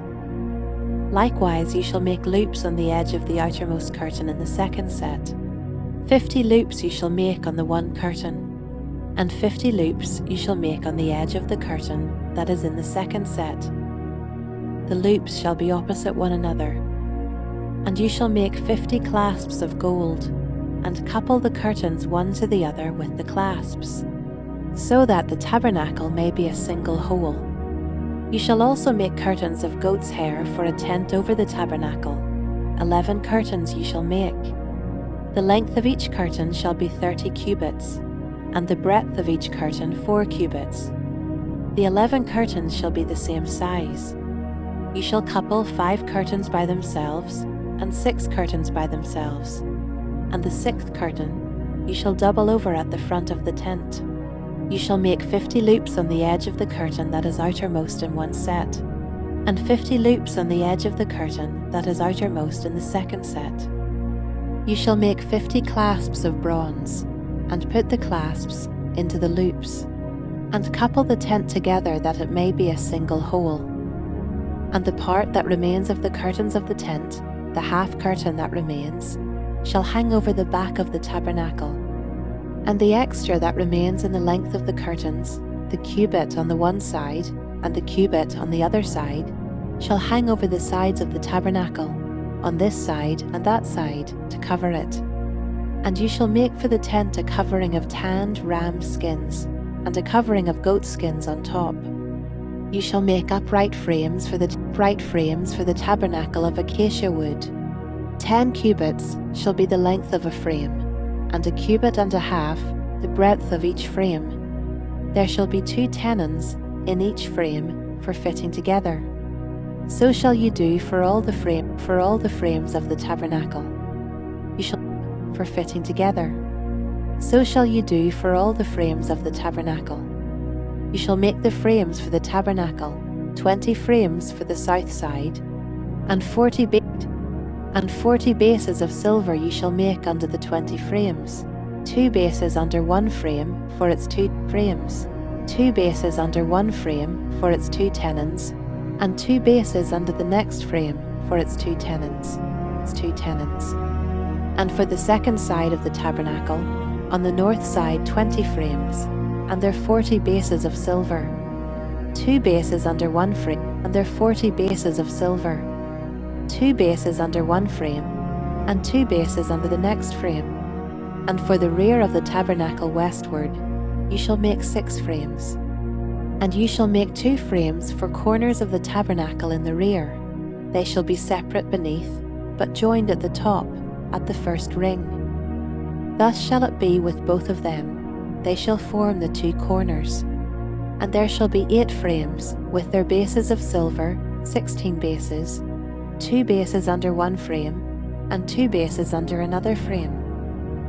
You shall make bars of acacia wood, 5 for the frames of the one side of the tabernacle, and 5 bars for the frames of the other side of the tabernacle, and 5 bars for the frames of the side of the tabernacle at the rear westward. The middle bar, halfway up the frames, shall run from end to end. You shall overlay the frames with gold, and shall make their rings of gold for holders for the bars, and you shall overlay the bars with gold. Then you shall erect the tabernacle according to the plan for it that you were shown on the mountain. And you shall make a veil of blue and purple and scarlet yarns and fine twined linen. It shall be made with cherubim skillfully worked into it. And you shall hang it on 4 pillars of acacia overlaid with gold, with hooks of gold on 4 bases of silver. And you shall hang the veil from the clasps. and bring the ark of the testimony in there within the veil. And the veil shall separate for you the holy place from the most holy. You shall put the mercy seat on the ark of the testimony in the most holy place. And you shall set the table outside the veil, and the lampstand on the south side of the tabernacle opposite the table, and you shall put the table on the north side. You shall make a screen for the entrance of the tent, of blue and purple and scarlet yarns, and fine twined linen, embroidered with needlework. And you shall make for the screen 5 pillars of acacia, and overlay them with gold. Their hooks shall be of gold, and you shall cast 5 bases of bronze for them. Chapter 27. You shall make the altar of acacia wood, 5 cubits long and 5 cubits broad. The altar shall be square, and its height shall be 3 cubits. And you shall make horns for it on its 4 corners. Its horns shall be of one piece with it, and you shall overlay it with bronze. You shall make pots for it to receive its ashes, and shovels and basins, and forks and fire pans. You shall make all its utensils of bronze. You shall also make for it a grating, a network of bronze, and on the net you shall make 4 bronze rings at its 4 corners. And you shall set it under the ledge of the altar, so that the net extends halfway down the altar. And you shall make poles for the altar, poles of acacia wood, and overlay them with bronze. And the poles shall be put through the rings, so that the poles are on the 2 sides of the altar when it is carried. You shall make it hollow with boards. As it has been shown you on the mountain, so shall it be made. You shall make the court of the tabernacle. On the south side the court shall have hangings of fine twined linen, 100 cubits long for one side. Its 20 pillars and their 20 bases shall be of bronze, but the hooks of the pillars and their fillets shall be of silver. And likewise for its length on the north side there shall be hangings 100 cubits long, its pillars 20 and their bases 20, of bronze, but the hooks of the pillars and their fillets shall be of silver. And for the breadth of the court on the west side there shall be hangings for 50 cubits, with 10 pillars and 10 bases. The breadth of the court on the front to the east shall be 50 cubits. The hangings for the one side of the gate shall be 15 cubits, with their 3 pillars and 3 bases. On the other side the hangings shall be 15 cubits, with their 3 pillars and 3 bases. For the gate of the court there shall be a screen 20 cubits long, of blue and purple and scarlet yarns, and fine twined linen, embroidered with needlework. It shall have 4 pillars, and with them 4 bases. All the pillars around the court shall be filleted with silver. Their hooks shall be of silver, and their bases of bronze. The length of the court shall be 100 cubits, the breadth 50, and the height 5 cubits, with hangings of fine twined linen and bases of bronze. All the utensils of the tabernacle for every use, and all its pegs, and all the pegs of the court, shall be of bronze. You shall command the people of Israel that they bring to you pure beaten olive oil for the light, that a lamp may regularly be set up to burn. In the tent of meeting, outside the veil that is before the testimony, Aaron and his sons shall tend it from evening to morning before the Lord. It shall be a statute forever, to be observed throughout their generations by the people of Israel. Chapter 28. Then bring near to you Aaron your brother and his sons with him from among the people of Israel, to serve me as priests, Aaron and Aaron's sons, Nadab and Abihu, Eleazar and Ithamar. And you shall make holy garments for Aaron your brother, for glory and for beauty.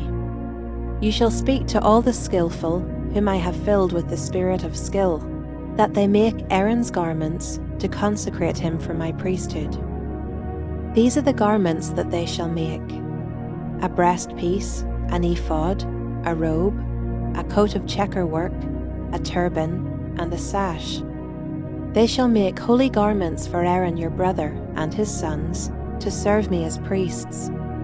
They shall receive gold, blue and purple, and scarlet yarns, and fine twined linen. And they shall make the ephod of gold, of blue and purple and scarlet yarns, and of fine twined linen, skillfully worked. It shall have 2 shoulder pieces attached to its 2 edges, so that it may be joined together. And the skillfully woven band on it shall be made like it, and be of one piece with it, of gold, blue and purple, and scarlet yarns, and fine twined linen. You shall take 2 onyx stones, and engrave on them the names of the sons of Israel, 6 of their names on the one stone, and the names of the remaining 6 on the other stone, in the order of their birth. As a jeweler engraves signets, so shall you engrave the 2 stones with the names of the sons of Israel. You shall enclose them in settings of gold filigree, and you shall set the 2 stones on the shoulder pieces of the ephod, as stones of remembrance for the sons of Israel. And Aaron shall bear their names before the Lord on his 2 shoulders for remembrance. You shall make settings of gold filigree, and 2 chains of pure gold, twisted like cords. And you shall attach the corded chains to the settings. You shall make a breastpiece of judgment in skilled work. In the style of the ephod you shall make it, of gold, blue and purple and scarlet yarns, and fine twined linen shall you make it. It shall be square and doubled, a span its length, and a span its breadth. You shall set in it 4 rows of stones. A row of sardius, topaz, and carbuncle shall be the first row. And the second row, an emerald, a sapphire, and a diamond. And the third row, a jacinth, an agate, and an amethyst. And the fourth row, a beryl, an onyx, and a jasper. They shall be set in gold filigree. There shall be 12 stones with their names according to the names of the sons of Israel. They shall be like signets, each engraved with its name for the 12 tribes. You shall make for the 12 tribes. You shall make for the breastpiece twisted chains like cords of pure gold. And you shall make for the breastpiece 2 rings of gold, and put the 2 rings on the 2 edges of the breastpiece. And you shall put the 2 cords of gold in the 2 rings at the edges of the breastpiece. The 2 ends of the 2 cords you shall attach to the 2 settings of filigree, and so attach it in front to the shoulder pieces of the ephod. You shall make 2 rings of gold, and put them at the 2 ends of the breastpiece, on its inside edge next to the ephod. And you shall make 2 rings of gold, and attach them in front to the lower part of the 2 shoulder pieces of the ephod, next to the ephod. And you shall make 2 rings of gold, and attach them in front to the lower part of the 2 shoulder pieces of the ephod, at its seam above the skillfully woven band of the ephod. And they shall bind the breastpiece by its rings to the rings of the ephod with a lace of blue, so that it may lie on the skillfully woven band of the ephod, so that the breastpiece shall not come loose from the ephod. So Aaron shall bear the names of the sons of Israel in the breastpiece of judgment on his heart, when he goes into the holy place, to bring them to regular remembrance before the Lord. And in the breastpiece of judgment you shall put the Urim and the Thummim, and they shall be on Aaron's heart, when he goes in before the Lord. Thus Aaron shall bear the judgment of the people of Israel on his heart before the Lord regularly. You shall make the robe of the ephod all of blue. It shall have an opening for the head in the middle of it, with a woven binding around the opening, like the opening in a garment, so that it may not tear. On its hem you shall make pomegranates of blue and purple and scarlet yarns around its hem, with bells of gold between them, a golden bell and a pomegranate, a golden bell and a pomegranate around the hem of the robe.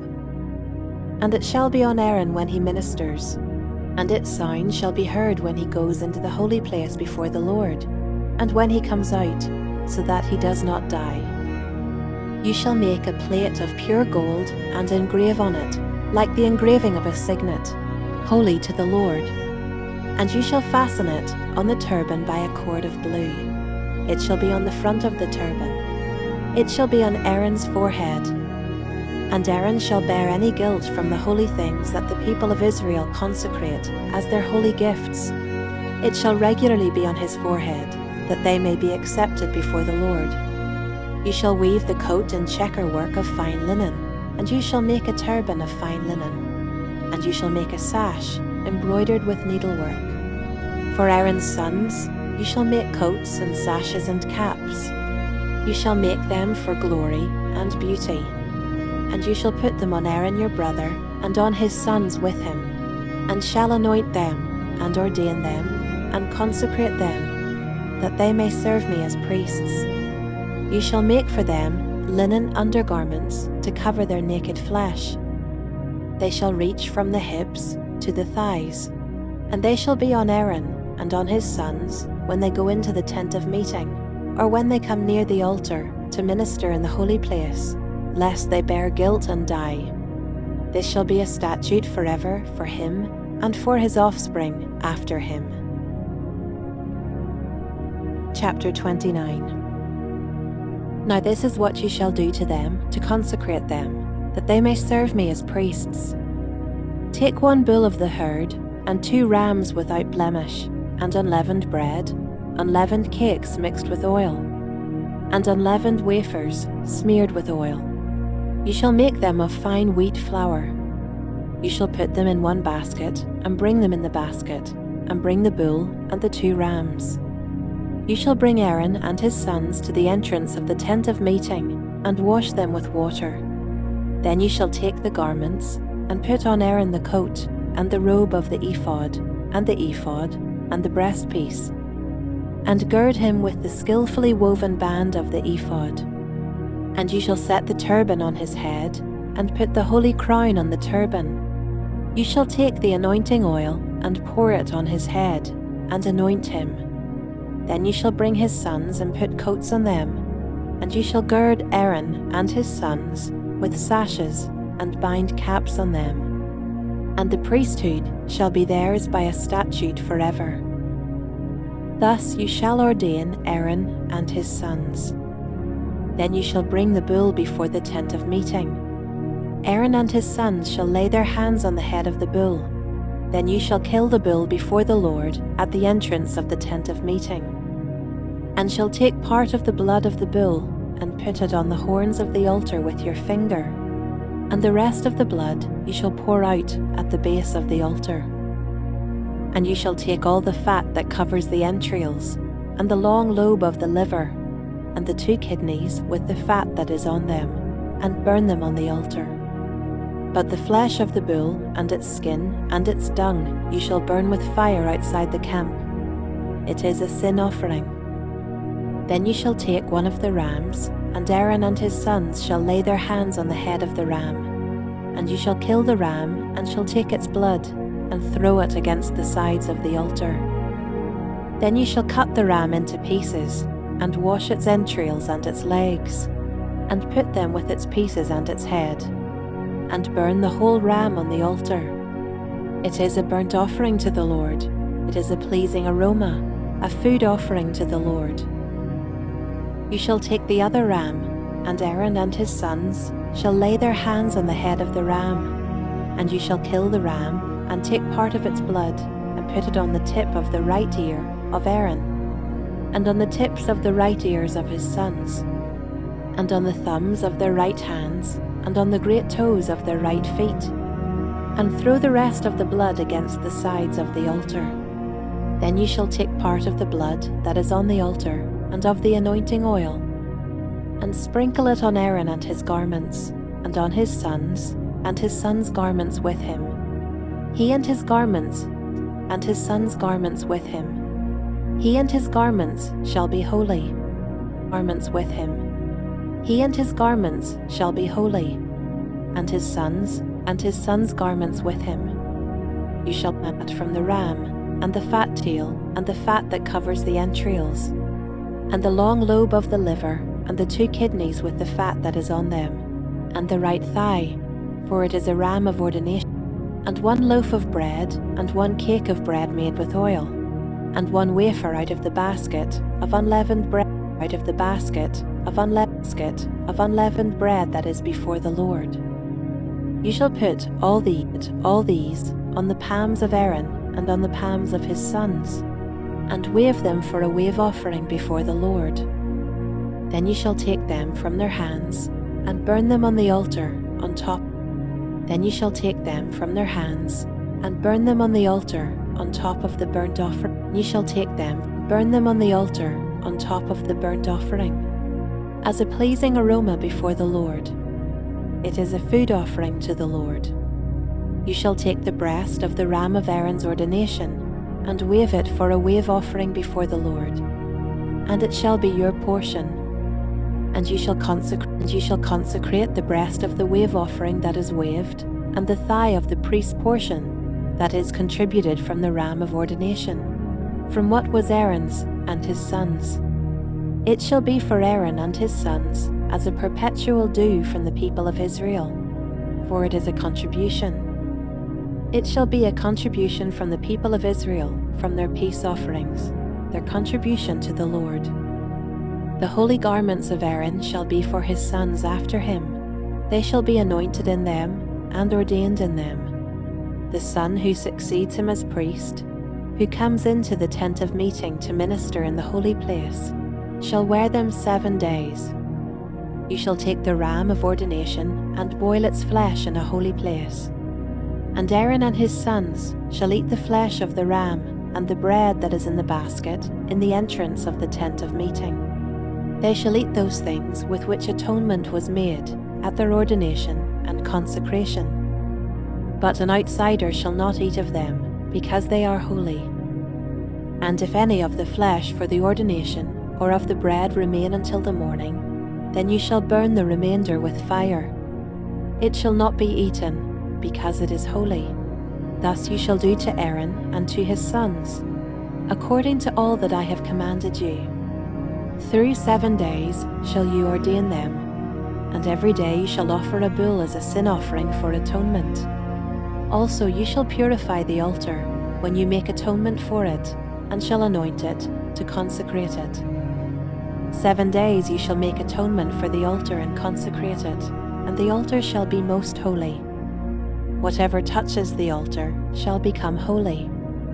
Now this is what you shall offer on the altar: 2 lambs, a year old, day by day, regularly. 1 lamb you shall offer in the morning, and the other lamb you shall offer at twilight. And with the first lamb, a 10th measure of fine flour mingled with 1/4 of a hin of beaten oil, and 1/4 of a hin of wine for a drink offering. The other lamb you shall offer at twilight, and shall offer with it a grain offering and its drink offering, as in the morning, for a pleasing aroma, a food offering to the Lord. It shall be a regular burnt offering throughout your generations at the entrance of the tent of meeting before the Lord, where I will meet with you to speak to you there. There I will meet with the people of Israel, and it shall be sanctified by my glory. I will consecrate the tent of meeting and the altar. Aaron also and his sons I will consecrate to serve me as priests. I will dwell among the people of Israel, and will be their God. And they shall know that I am the Lord their God, who brought them out of the land of Egypt, that I might dwell among them. I am the Lord their God. Chapter 30. You shall make an altar on which to burn incense. You shall make it of acacia wood. A cubit shall be its length, and a cubit its breadth. It shall be square, and 2 cubits shall be its height. Its horns shall be of one piece with it. You shall overlay it with pure gold, its top and around its sides, and its horns. And you shall make a moulding of gold around it. And you shall make 2 golden rings for it. Under its moulding on 2 opposite sides of it you shall make them. And they shall be holders for poles with which to carry it. You shall make the poles of acacia wood and overlay them with gold. And you shall put it in front of the veil that is above the ark of the testimony, in front of the mercy seat that is above the testimony, where I will meet with you. And Aaron shall burn fragrant incense on it. Every morning when he dresses the lamps, he shall burn it. And when Aaron sets up the lamps at twilight, he shall burn it. A regular incense offering before the Lord throughout your generations. You shall not offer unauthorized incense on it, or a burnt offering, or a grain offering, and you shall not pour a drink offering on it. Aaron shall make atonement on its horns once a year. With the blood of the sin offering of atonement, he shall make atonement for it once in the year throughout your generations. It is most holy to the Lord. The Lord said to Moses, "When you take the census of the people of Israel, then each shall give a ransom for his life to the Lord when you number them, that there be no plague among them when you number them. Each one who is numbered in the census shall give this: half a shekel according to the shekel of the sanctuary. The shekel is 20 gerahs. Half a shekel as an offering to the Lord. Everyone who is numbered in the census, from 20 years old and upward, shall give the Lord's offering. The rich shall not give more, and the poor shall not give less, than the half shekel when you give the Lord's offering to make atonement for your lives. You shall take the atonement money from the people of Israel, and shall give it for the service of the tent of meeting, that it may bring the people of Israel to remembrance before the Lord, so as to make atonement for your lives. The Lord said to Moses, "You shall also make a basin of bronze, with its stand of bronze, for washing. You shall put it between the tent of meeting and the altar, and you shall put water in it, with which Aaron and his sons shall wash their hands and their feet. When they go into the tent of meeting, or when they come near the altar, to minister, to burn a food offering to the Lord, they shall wash with water, so that they may not die. They shall wash their hands and their feet, so that they may not die. It shall be a statute forever to them, even to him and to his offspring, throughout their generations."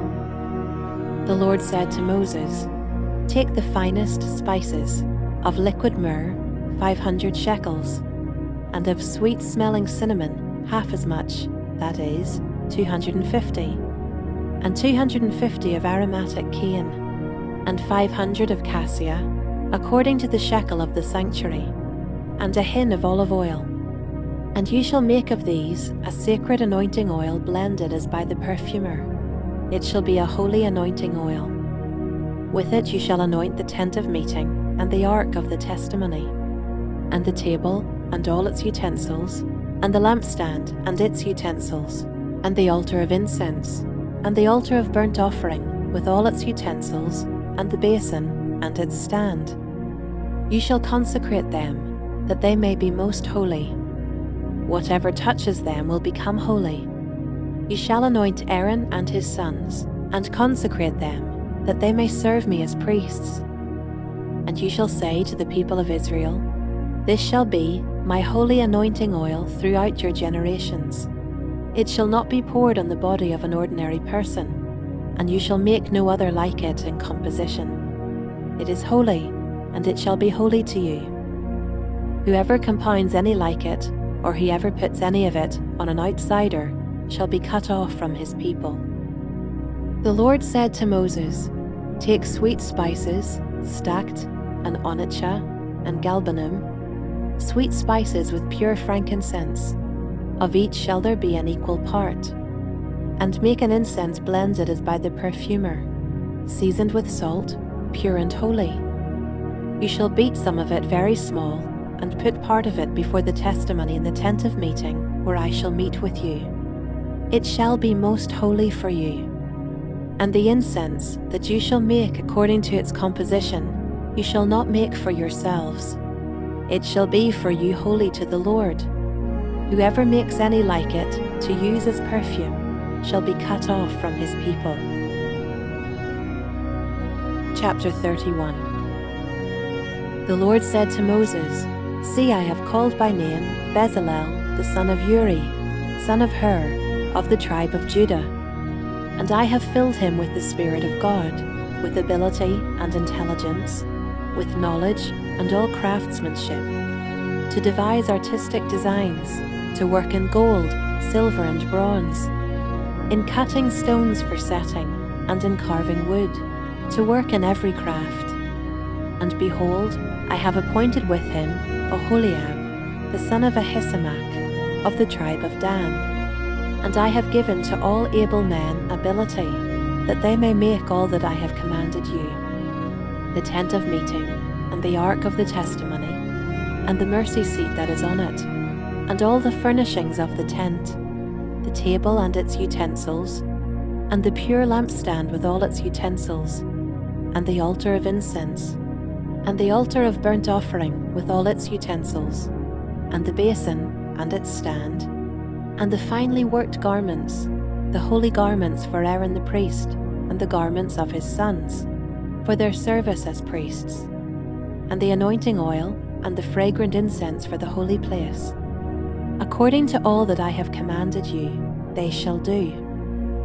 And the Lord said to Moses, "You are to speak to the people of Israel and say, Above all you shall keep my Sabbaths, for this is a sign between me and you throughout your generations, that you may know that I, the Lord, sanctify you.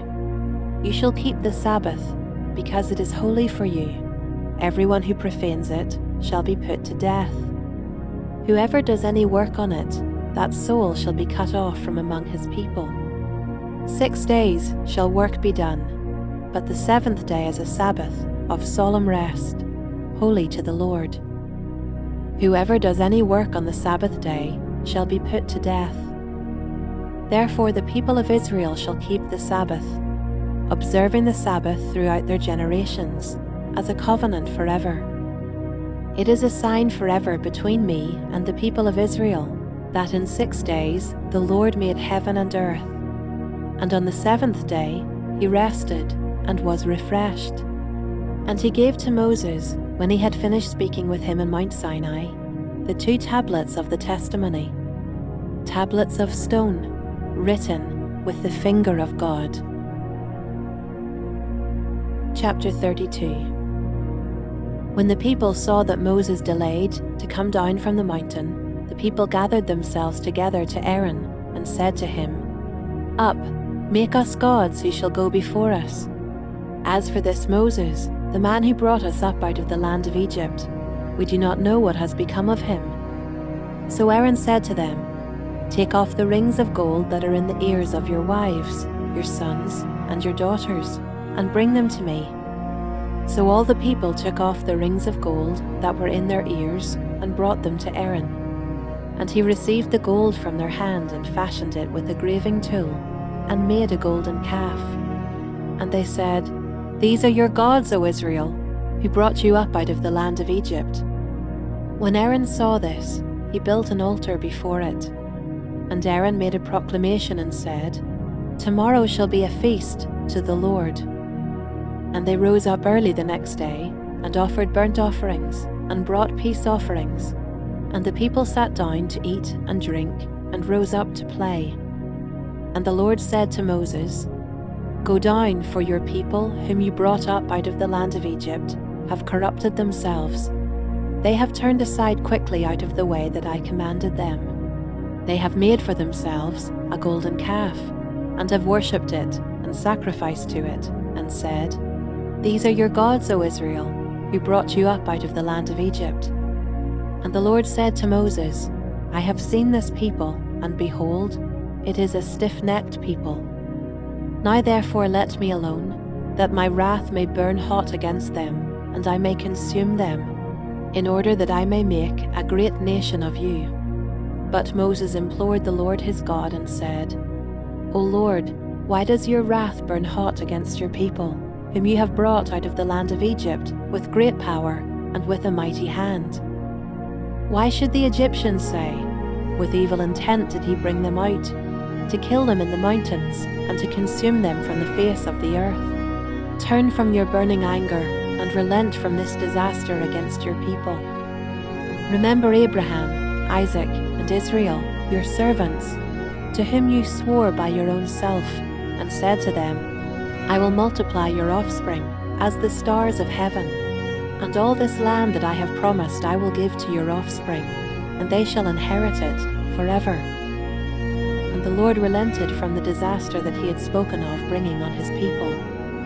Then Moses turned and went down from the mountain with the two tablets of the testimony in his hand, tablets that were written on both sides, on the front and on the back they were written. The tablets were the work of God, and the writing was the writing of God, engraved on the tablets. When Joshua heard the noise of the people as they shouted, he said to Moses, There is a noise of war in the camp. But he said, It is not the sound of shouting for victory, or the sound of the cry of defeat, but the sound of singing that I hear. And as soon as he came near the camp, and saw the calf and the dancing, Moses' anger burned hot, and he threw the tablets out of his hands, and broke them at the foot of the mountain. He took the calf that they had made, and burned it with fire, and ground it to powder, and scattered it on the water, and made the people of Israel drink it. And Moses said to Aaron, What did this people do to you, that you have brought such a great sin upon them? And Aaron said, Let not the anger of my Lord burn hot. You know the people, that they are set on evil. For they said to me, Make us gods who shall go before us. As for this Moses, the man who brought us up out of the land of Egypt, we do not know what has become of him. So I said to them, Let any who have gold take it off. So they gave it to me, and I threw it into the fire, and out came this calf. And when Moses saw that the people had broken loose, for Aaron had let them break loose, to the derision of their enemies, then Moses stood in the gate of the camp and said, Who is on the Lord's side? Come to me.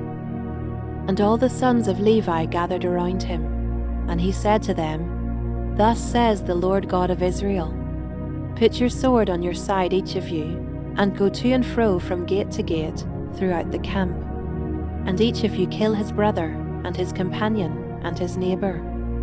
And the sons of Levi did according to the word of Moses.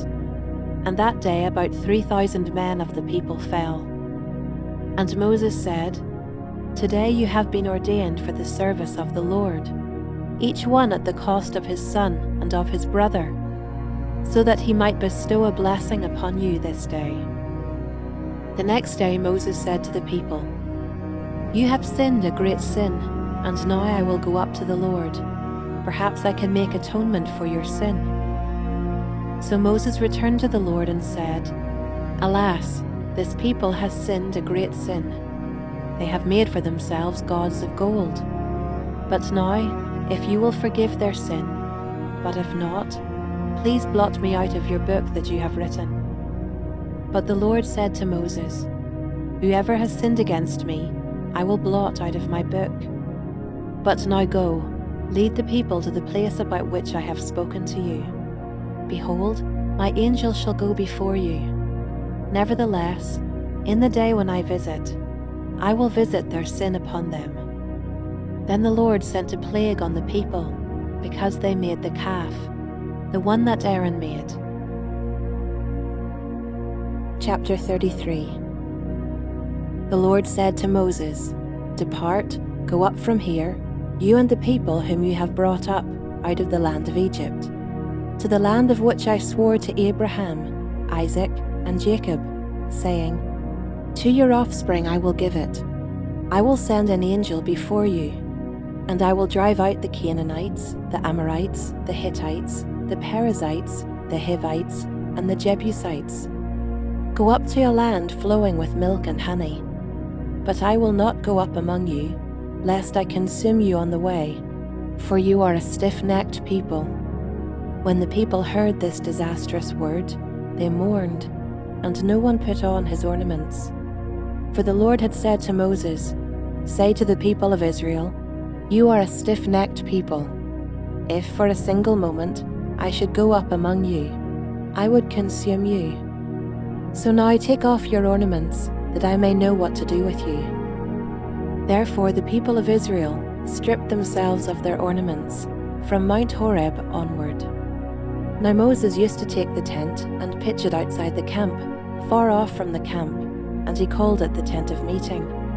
And everyone who sought the Lord would go out to the tent of meeting, which was outside the camp. Whenever Moses went out to the tent, all the people would rise up, and each would stand at his tent door, and watch Moses until he had gone into the tent. When Moses entered the tent, the pillar of cloud would descend and stand at the entrance of the tent, and the Lord would speak with Moses. And when all the people saw the pillar of cloud standing at the entrance of the tent, all the people would rise up and worship, each at his tent door. Thus the Lord was his friend. When Moses turned again into the camp, his assistant Joshua the son of Nun, a young man, would not depart from the tent.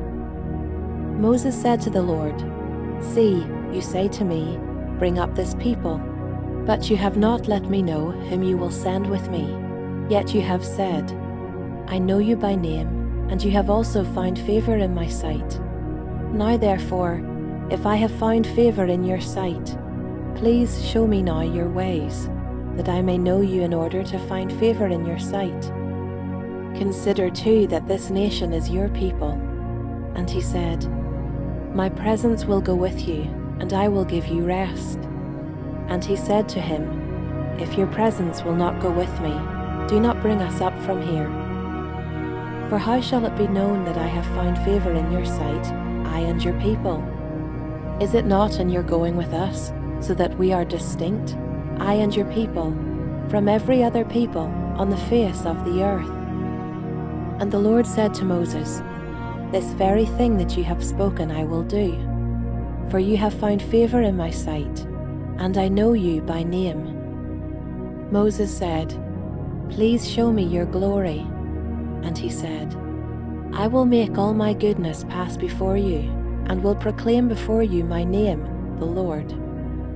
And I will be gracious to whom I will be gracious, and will show mercy on whom I will show mercy." But he said, "You cannot see my face, for men shall not see me and live." And the Lord said, "Behold, there is a place by me where you shall stand on the rock, and while my glory passes by, I will put you in a cleft of the rock, and I will cover you with my hand until I have passed by. Then I will take away my hand, and you shall see my back, but my face shall not be seen." Chapter 34. The Lord said to Moses, "Cut for yourself 2 tablets of stone like the first, and I will write on the tablets the words that were on the first tablets, which you broke. Be ready by the morning, and come up in the morning to Mount Sinai, and present yourself there to me on the top of the mountain. No one shall come up with you, and let no one be seen throughout all the mountain. Let no flocks or herds graze opposite that mountain." So Moses cut 2 tablets of stone like the first, and he rose early in the morning and went up on Mount Sinai, as the Lord had commanded him, and took in his hand 2 tablets of stone. The Lord descended in the cloud and stood with him there, and proclaimed the name of the Lord. The Lord passed before him and proclaimed, "The Lord, a God merciful and gracious, slow to anger, and abounding in steadfast love and faithfulness, keeping steadfast love for thousands, forgiving iniquity and transgression and sin, but who will by no means clear the guilty, visiting the iniquity of the fathers on the children and the children's children, to the 3rd and the 4th generation." And Moses quickly bowed his head toward the earth and worshipped. And he said, "If now I have found favor in your sight, O Lord, please let the Lord go in the midst of us, for it is a stiff-necked people, and pardon our iniquity and our sin, and take us for your inheritance." And he said, "Behold, I am making a covenant. Before all your people I will do marvels, such as have not been created in all the earth or in any nation. And all the people among whom you are shall see the work of the Lord, for it is an awesome thing that I will do with you. Observe what I command you this day. Behold, I will drive out before you the Amorites, the Canaanites, the Hittites, the Perizzites, the Hivites, and the Jebusites. Take care, lest you make a covenant with the inhabitants of the land to which you go, lest it become a snare in your midst. You shall tear down their altars, and break their pillars, and cut down their Asherim. For you shall worship no other God, for the Lord, whose name is jealous, is a jealous God. Lest you make a covenant with the inhabitants of the land, and when they whore after their gods and sacrifice to their gods, and you are invited, you eat of his sacrifice, and you take of their daughters for your sons, and their daughters whore after their gods, and make your sons whore after their gods. You shall not make for yourself any gods of cast metal. You shall keep the feast of unleavened bread. 7 days you shall eat unleavened bread, as I commanded you, at the time appointed in the month Abib. For in the month Abib you came out from Egypt. All that open the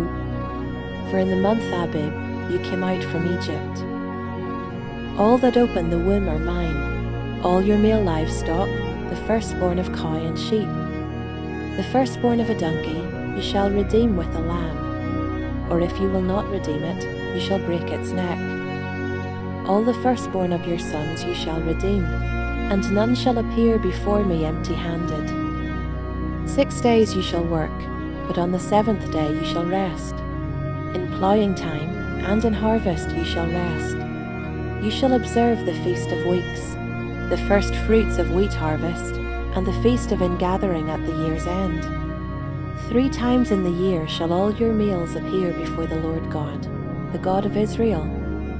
For I will cast out nations before you, and enlarge your borders. No one shall covet your land, when you go up to appear before the Lord your God 3 times in the year. You shall not offer the blood of my sacrifice with anything leavened, or let the sacrifice of the feast of the Passover remain until the morning. The best of the first fruits of your ground you shall bring to the house of the Lord your God. You shall not boil a young goat in its mother's milk. And the Lord said to Moses, Write these words, for in accordance with these words I have made a covenant with you and with Israel. So he was there with the Lord 40 days and 40 nights. He neither ate bread nor drank water. And he wrote on the tablets the words of the covenant, the 10 Commandments.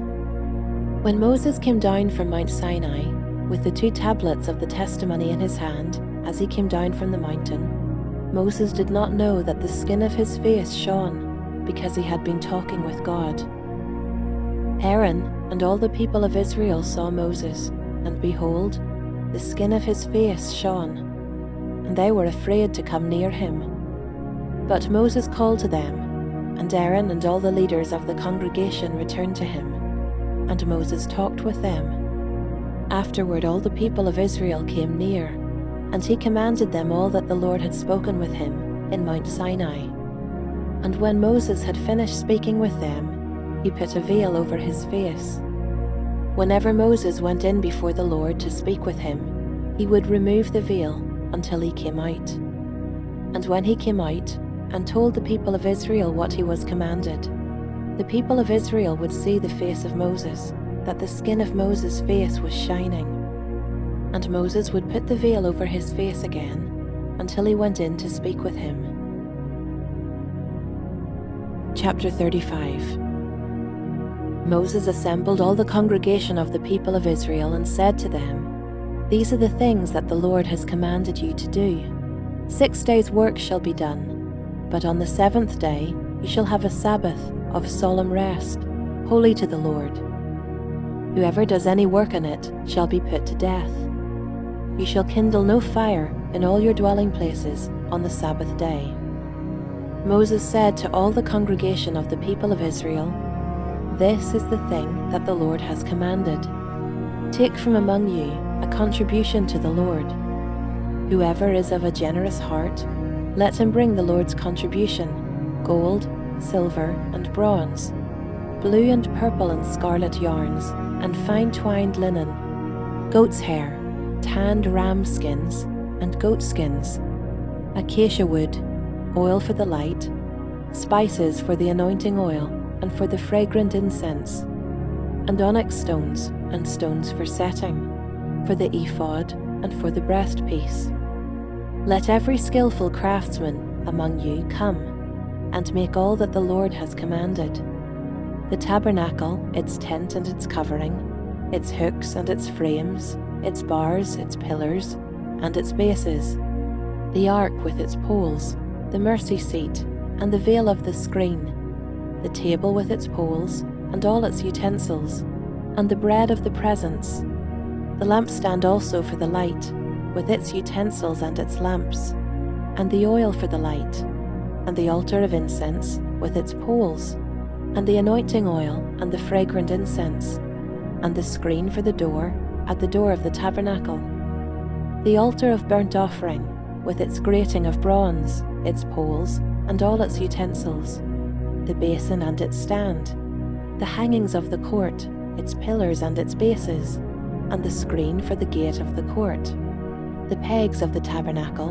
and the pegs of the court, and their cords, the finely worked garments for ministering in the holy place, the holy garments for Aaron the priest, and the garments of his sons, for their service as priests. Then all the congregation of the people of Israel departed from the presence of Moses. And they came, everyone whose heart stirred him, and everyone whose spirit moved him, and brought the Lord's contribution to be used for the tent of meeting, and for all its service, and for all its service, and for the holy garments. So they came, both men and women. All who were of a willing heart brought brooches and earrings, and signet rings and armlets, all sorts of gold objects, every man dedicating an offering of gold to the Lord. And everyone who possessed blue or purple or scarlet yarns, or fine linen, or goat's hair, or tanned ram skins, or goat skins, brought them. Everyone who could make a contribution of silver or bronze brought it as the Lord's contribution. And everyone who possessed acacia wood of any use in the work brought it. And every skillful woman spun with her hands, and they all brought what they had spun in blue and purple and scarlet yarns, and fine twined linen. All the women whose hearts stirred them to use their skill spun the goat's hair. And the leaders brought onyx stones, and stones to be set, for the ephod, and for the breastpiece, and spices and oil for the light, and for the anointing oil, and for the fragrant incense. All the men and women, the people of Israel, whose heart moved them to bring anything for the work that the Lord had commanded by Moses to be done, brought it as a free-will offering to the Lord. Then Moses said to the people of Israel, "See, the Lord has called by name Bezalel, the son of Uri, son of Hur, of the tribe of Judah, and he has filled him with the Spirit of God, with skill, with intelligence, with knowledge, and with all craftsmanship, to devise artistic designs, to work in gold and silver and bronze, in cutting stones for setting, and in carving wood, for work in every skilled craft. And he has inspired him to teach, both him and Oholiab, the son of Ahisamach, of the tribe of Dan. He has filled them with skill to do every sort of work done by an engraver, or by a designer, or by an embroiderer, in blue and purple and scarlet yarns, and fine twined linen, or by a weaver, by any sort of workman, or skilled designer." Chapter 36. Bezalel and Oholiab, and every craftsman in whom the Lord has put skill and intelligence, to know how to do any work in the construction of the sanctuary, shall work in accordance with all that the Lord has commanded. And Moses called Bezalel and Oholiab, and every craftsman in whose mind the Lord had put skill. everyone whose heart stirred him up to come to do the work. And they received from Moses all the contribution that the people of Israel had brought for doing the work on the sanctuary. They still kept bringing him freewill offerings every morning, so that all the craftsmen who were doing every sort of task on the sanctuary came, each from the task that he was doing, and said to Moses, "The people bring much more than enough for doing the work that the Lord has commanded us to do." So Moses gave command, and word was proclaimed throughout the camp, "Let no man or woman do anything more for the contribution for the sanctuary." So the people were restrained from bringing, for the material they had was sufficient to do all the work, and more. And all the craftsmen among the workmen made the tabernacle with 10 curtains. They were made of fine twined linen, and blue and purple and scarlet yarns, with cherubim skillfully worked. The length of each curtain was 28 cubits, and the breadth of each curtain 4 cubits. All the curtains were the same size.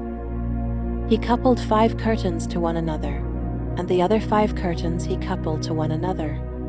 He made loops of blue on the edge of the outermost curtain of the first set. Likewise, he made them on the edge of the outermost curtain of the second set. He made 50 loops on the one curtain, and he made 50 loops on the edge of the curtain that was in the second set. The loops were opposite one another, and he made 50 clasps of gold, and coupled the curtains one to the other with clasps, so the tabernacle was a single whole. He also made curtains of goat's hair for a tent over the tabernacle. He made 11 curtains. The length of each curtain was 30 cubits, and the breadth of each curtain 4 cubits. The 11 curtains were the same size. He coupled 5 curtains by themselves, and 6 curtains by themselves. And he made 50 loops on the edge of the outermost curtain of the one set, and 50 loops on the edge of the other connecting curtain. And he made 50 clasps of bronze And he made 50 clasps of bronze to couple the 10 loops on the edge of the other connecting curtain.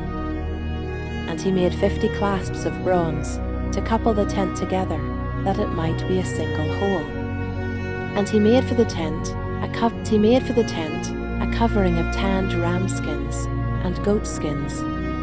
Then he made the upright frames for the tabernacle of acacia wood.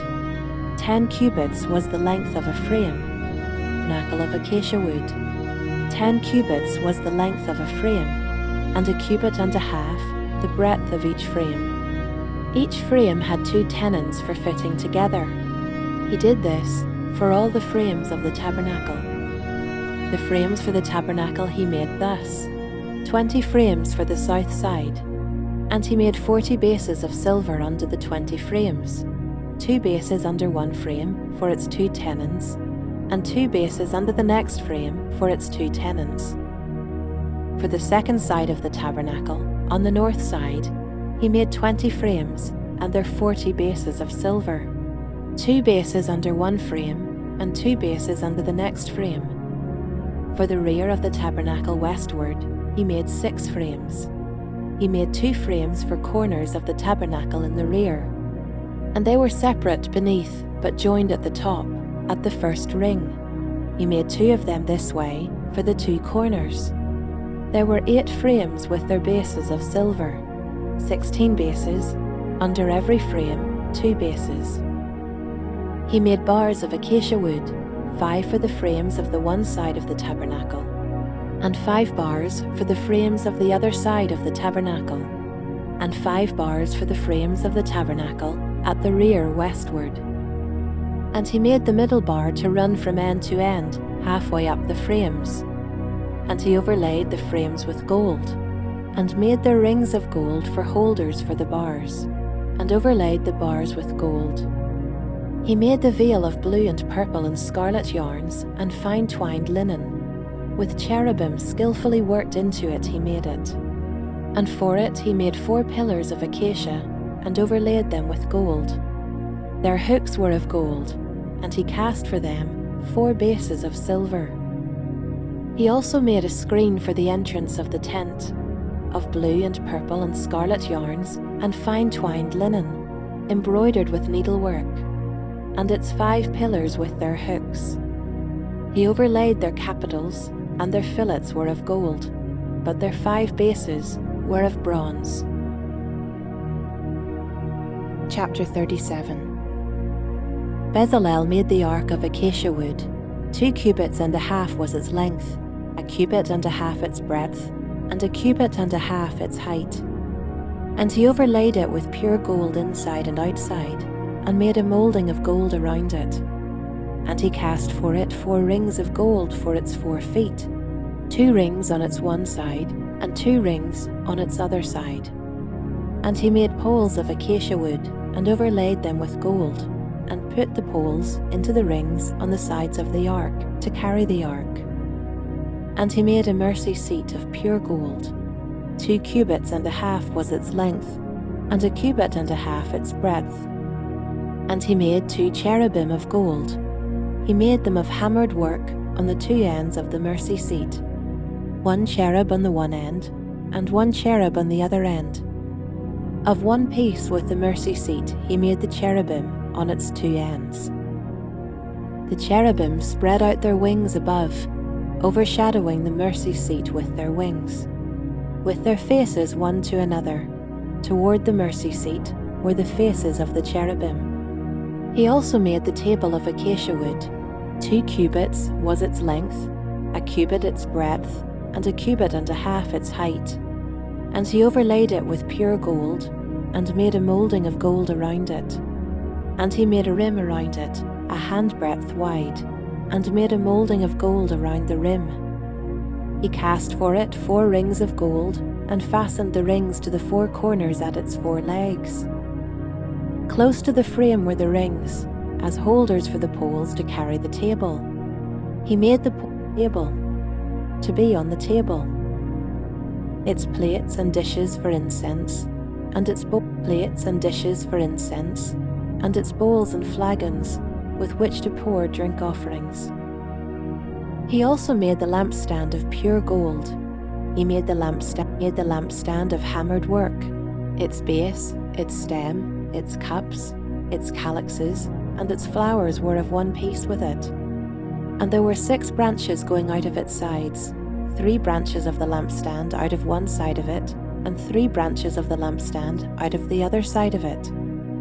3 cups made like almond blossoms, each with calyx and flower on one branch, and 3 cups made like almond blossoms, each with calyx and flower on the other branch. So for the 6 branches going out of the lampstand. And on the lampstand itself were 4 cups made like almond blossoms, with their calyxes and flowers, and a calyx of one piece with it under each pair of the 6 branches going out of it. Their calyxes and their branches were of one piece with it. The whole of it was a single piece of hammered work of pure gold. And he made it 7 lamps, and its tongs, and its trays of pure gold. He made it and all its utensils out of a talent of pure gold. He made the altar of incense of acacia wood. Its length was 1 cubit, and its breadth was 1 cubit. It was square, and 2 cubits was its height. Its horns were of one piece with it. He overlaid it with pure gold, its top and around its sides and its horns. And he made a moulding of gold around it, and made 2 rings of gold on it, under its moulding, on 2 opposite sides of it, as holders for the poles with which to carry it. And he made the poles of acacia wood, and overlaid them with gold. He made the holy anointing oil also, and the pure fragrant incense, blended as by the perfumer. Chapter 38. He made the altar of burnt offerings of acacia wood. 5 cubits was its length, and 5 cubits its breadth. It was square, and 3 cubits was its height. He made horns for it on its 4 corners. Its horns were of one piece with it, and he overlaid it with bronze. And he made all the utensils of the altar, the pots, the shovels, the basins, the forks, and the fire pans. He made all its utensils of bronze.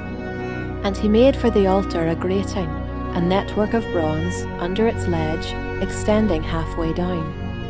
He cast 4 rings on the 4 corners of the bronze grating as holders for the poles. He made the poles of acacia wood and overlaid them with bronze.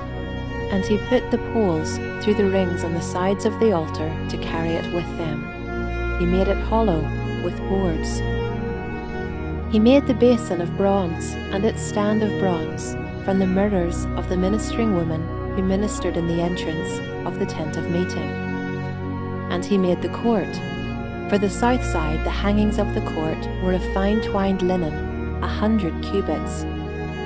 Their 20 pillars and their 20 bases were of bronze, but the hooks of the pillars and their fillets were of silver. And for the north side there were hangings of 100 cubits. Their 20 pillars and their 20 bases were of bronze, but the hooks of the pillars and their fillets were of silver. And for the west side were hangings of 50 cubits, their 10 pillars and their 10 bases. The hooks of the pillars and their fillets were of silver. And for the front to the east, 50 cubits. The hangings for one side of the gate were 15 cubits, with their 3 pillars and 3 bases. And so for the other side. On both sides of the gate of the court were hangings of 15 cubits, with their 3 pillars and their 3 bases. All the hangings around the court were of fine twined linen. And the bases for the pillars were of bronze, but the hooks of the pillars and their fillets were of silver. The overlaying of their capitals was also of silver, and all the pillars of the court were filleted with silver. And the screen for the gate of the court was embroidered with needlework in blue and purple and scarlet yarns, and fine twined linen. It was 20 cubits long and 5 cubits high in its breadth, corresponding to the hangings of the court. And their pillars were 4 in number. Their 4 bases were of bronze, their hooks of silver, and the overlaying of their capitals and their fillets of silver. And all the pegs for the tabernacle and for the court all around were of bronze. These are the records of the tabernacle of the testimony, as they were recorded at the commandment of Moses. The responsibility of the Levites under the direction of Ithamar, the son of Aaron the priest. Bezalel the son of Uri, son of Hur, of the tribe of Judah, made all that the Lord commanded Moses. And with him was Aholiab the son of Ahisamach, of the tribe of Dan, an engraver and designer and embroiderer in blue and purple and scarlet yarns, and fine twined linen. All the gold that was used for the work, in all the construction of the sanctuary, the gold from the offering, was 29 talents and 730 shekels, by the shekel of the sanctuary. The silver from those of the congregation who were recorded was 100 talents and 1,775 shekels, by the shekel of the sanctuary. A beka a head, that is half a shekel, by the shekel of the sanctuary, for everyone who was listed in the records, from 20 years old and upward, for 603,550 men. The 100 talents of silver were for casting the bases of the sanctuary and the bases of the veil. 100 bases for the 100 talents, a talent a base. And of the 1,775 shekels, he made hooks for the pillars, and overlaid their capitals, and made fillets for them. The bronze that was offered was 70 talents and 2,400 shekels. With it he made the bases for the entrance of the tent of meeting, the bronze altar and the bronze grating for it, and all the utensils of the altar. The bases around the court, and the bases of the gate of the court, all the pegs of the tabernacle, and all the pegs around the court. Chapter 39. From the blue and purple and scarlet yarns they made finely woven garments for ministering in the holy place. They made the holy garments for Aaron, as the Lord had commanded Moses. He made the ephod of gold, blue and purple and scarlet yarns, and fine twined linen. And they hammered out gold leaf, and he cut it into threads to work into the blue and purple and scarlet yarns, and into the fine twined linen, in skilled design. They made for the ephod attaching shoulder pieces, joined to it at its two edges. And the skillfully woven band on it was of one piece with it, and made like it, of gold, blue and purple and scarlet yarns, and fine twined linen, as the Lord had commanded Moses.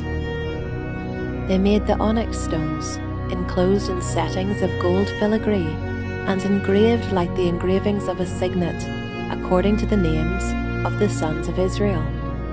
And he set them on the shoulder pieces of the ephod, to be stones of remembrance for the sons of Israel, as the Lord had commanded Moses.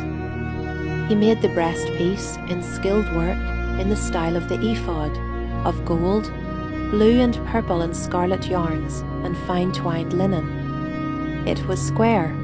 They made the breastpiece doubled, a span its length and a span its breadth when doubled. And they set in it 4 rows of stones. A row of sardius, topaz, and carbuncle was the first row, and the second row an emerald, a sapphire, and a diamond, and the third row a jacinth, an agate, and an amethyst, and the fourth row a beryl, an onyx, and a jasper. They were enclosed in settings of gold filigree. There were 12 stones, with their names according to the names of the sons of Israel. They were like signets, each engraved with its name for the 12 tribes. And they made on the breastpiece twisted chains like cords of pure gold. And they made 2 settings of gold filigree and 2 gold rings, and put the 2 rings on the 2 edges of the breastpiece. And they put the 2 cords of gold in the 2 rings at the edges of the breastpiece. They attached the 2 ends of the 2 cords to the 2 settings of filigree. Thus they attached it in front to the shoulder pieces of the ephod. Then they made 2 rings of gold, and put them at the 2 ends of the breastpiece, on its inside edge next to the ephod. And they made 2 rings of gold, and attached them in front to the lower part of the 2 shoulder pieces of the ephod, at its seam above the skillfully woven band of the ephod. And they bound the breastpiece by its rings to the rings of the ephod of blue, so that it should lie on the skillfully woven band of the ephod, and that the breastpiece should not come loose from the ephod, as the Lord had commanded Moses. He also made the robe of the ephod woven olive blue, and the ephod woven olive blue, and the opening of the robe in it was like the opening in a garment, with a binding around the opening, so that it might not tear. On the hem of the robe they made pomegranates of blue and purple, not tear. On the hem of the robe they made pomegranates of blue and purple and scarlet yarns, and fine twined linen. They also made bells of pure gold, and put the bells between the pomegranates all around the hem of the robe.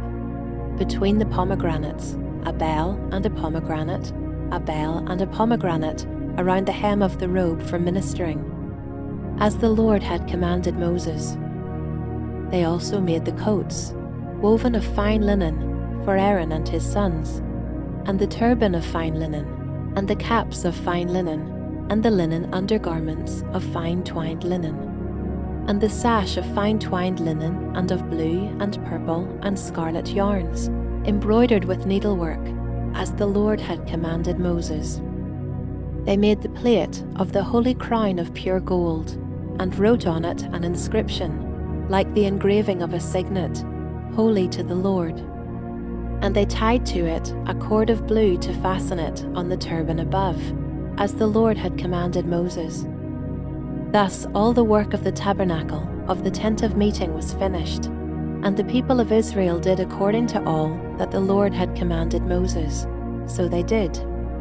Then they brought the tabernacle to Moses, the tent and all its utensils, its hooks, its frames, its bars, its pillars, and its bases, the covering of tanned ram skins and goat skins, and the veil of the screen. the ark of the testimony with its poles and the mercy seat, the table with all its utensils, and the bread of the presence, the lampstand of pure gold, and its lamps with the lamp set, and all its utensils, and the oil for the light, the golden altar, the anointing oil and the fragrant incense, and the screen for the entrance of the tent, the bronze altar, and its grating of bronze, its poles, and all its utensils, the basin and its stand, the hangings of the court, its pillars and its bases, and the screen for the gate of the court, its cords and its pegs, and all the utensils for the service of the tabernacle, for the tent of meeting, the finely worked garments for ministering in the holy place, the holy garments for Aaron the priest, and the garments of his sons for their service as priests. According to all that the Lord had commanded Moses, so the people of Israel had done all the work. And Moses saw all the work, and behold, they had done it. As the Lord had commanded, so had they done it. Then Moses blessed them.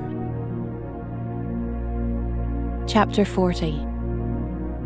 The Lord spoke to Moses, saying, On the first day of the first month, you shall erect the tabernacle of the tent of meeting, and you shall put in it the ark of the testimony, and you shall screen the ark with the veil, and you shall bring in the table and arrange it, and you shall bring in the lampstand and set up its lamps. And you shall put the golden altar for incense before the ark of the testimony, and set up the screen for the door of the tabernacle. You shall set the altar of burnt offering before the door of the tabernacle of the tent of meeting, and place the basin between the tent of meeting and the altar, and put water in it. And you shall set up the court all around, and hang up the screen for the gate of the court. Then you shall take the anointing oil, and anoint the tabernacle and all that is in it, and consecrate it and all its furniture, so that it may become holy. You shall also anoint the altar of burnt offering and all its utensils, and consecrate the altar, so that the altar may become most holy. You shall also anoint the basin and its stand, and consecrate it. Then you shall bring Aaron and his sons to the entrance of the tent of meeting, and shall wash them with water, and put on Aaron the holy garments. And you shall anoint him and consecrate him, that he may serve me as priest. You shall bring his sons also and put coats on them, and anoint them, as you anointed their father, that they may serve me as priests. And their anointing shall admit them to a perpetual priesthood throughout their generations. This Moses did, according to all that the Lord commanded him, so he did. In the first month, in the second year, on the first day of the month, the tabernacle was erected. On the first day of the month, the tabernacle was erected. Moses erected the tabernacle. He laid its bases, and set up its frames, and put in its poles, and raised up its pillars. And he spread the tent over the tabernacle, and put the covering of the tent over it, as the Lord had commanded Moses over it, as the Lord had, and put the covering of the tent, and he put in place the screen for the door of the tabernacle. And he set the altar of burnt offering at the entrance of the tabernacle of the tent of meeting, and offered on it the burnt offering and the grain offering, as the Lord had commanded Moses. He set the basin between the tent of meeting and the altar, and put water in it for washing, with which Moses and Aaron and his sons washed their hands and their feet. When they went into the tent of meeting, and when they approached the altar, they washed, as the Lord commanded Moses. And he erected the court around the tabernacle and the altar, and set up the screen of the gate of the court. So Moses finished the work. Then the cloud covered the tent of meeting, and the glory of the Lord filled the tabernacle. And Moses was not able to enter the tent of meeting, because the cloud settled on it, and the glory of the Lord filled the tabernacle. Throughout all their journeys, whenever the cloud was taken up from over the tabernacle, the people of Israel would set out. But if the cloud was not taken up, Then they did not set out till the day that it was taken up. For the cloud of the Lord was on the tabernacle by day, and fire was in it by night, in the sight of all the house of Israel throughout all their journeys.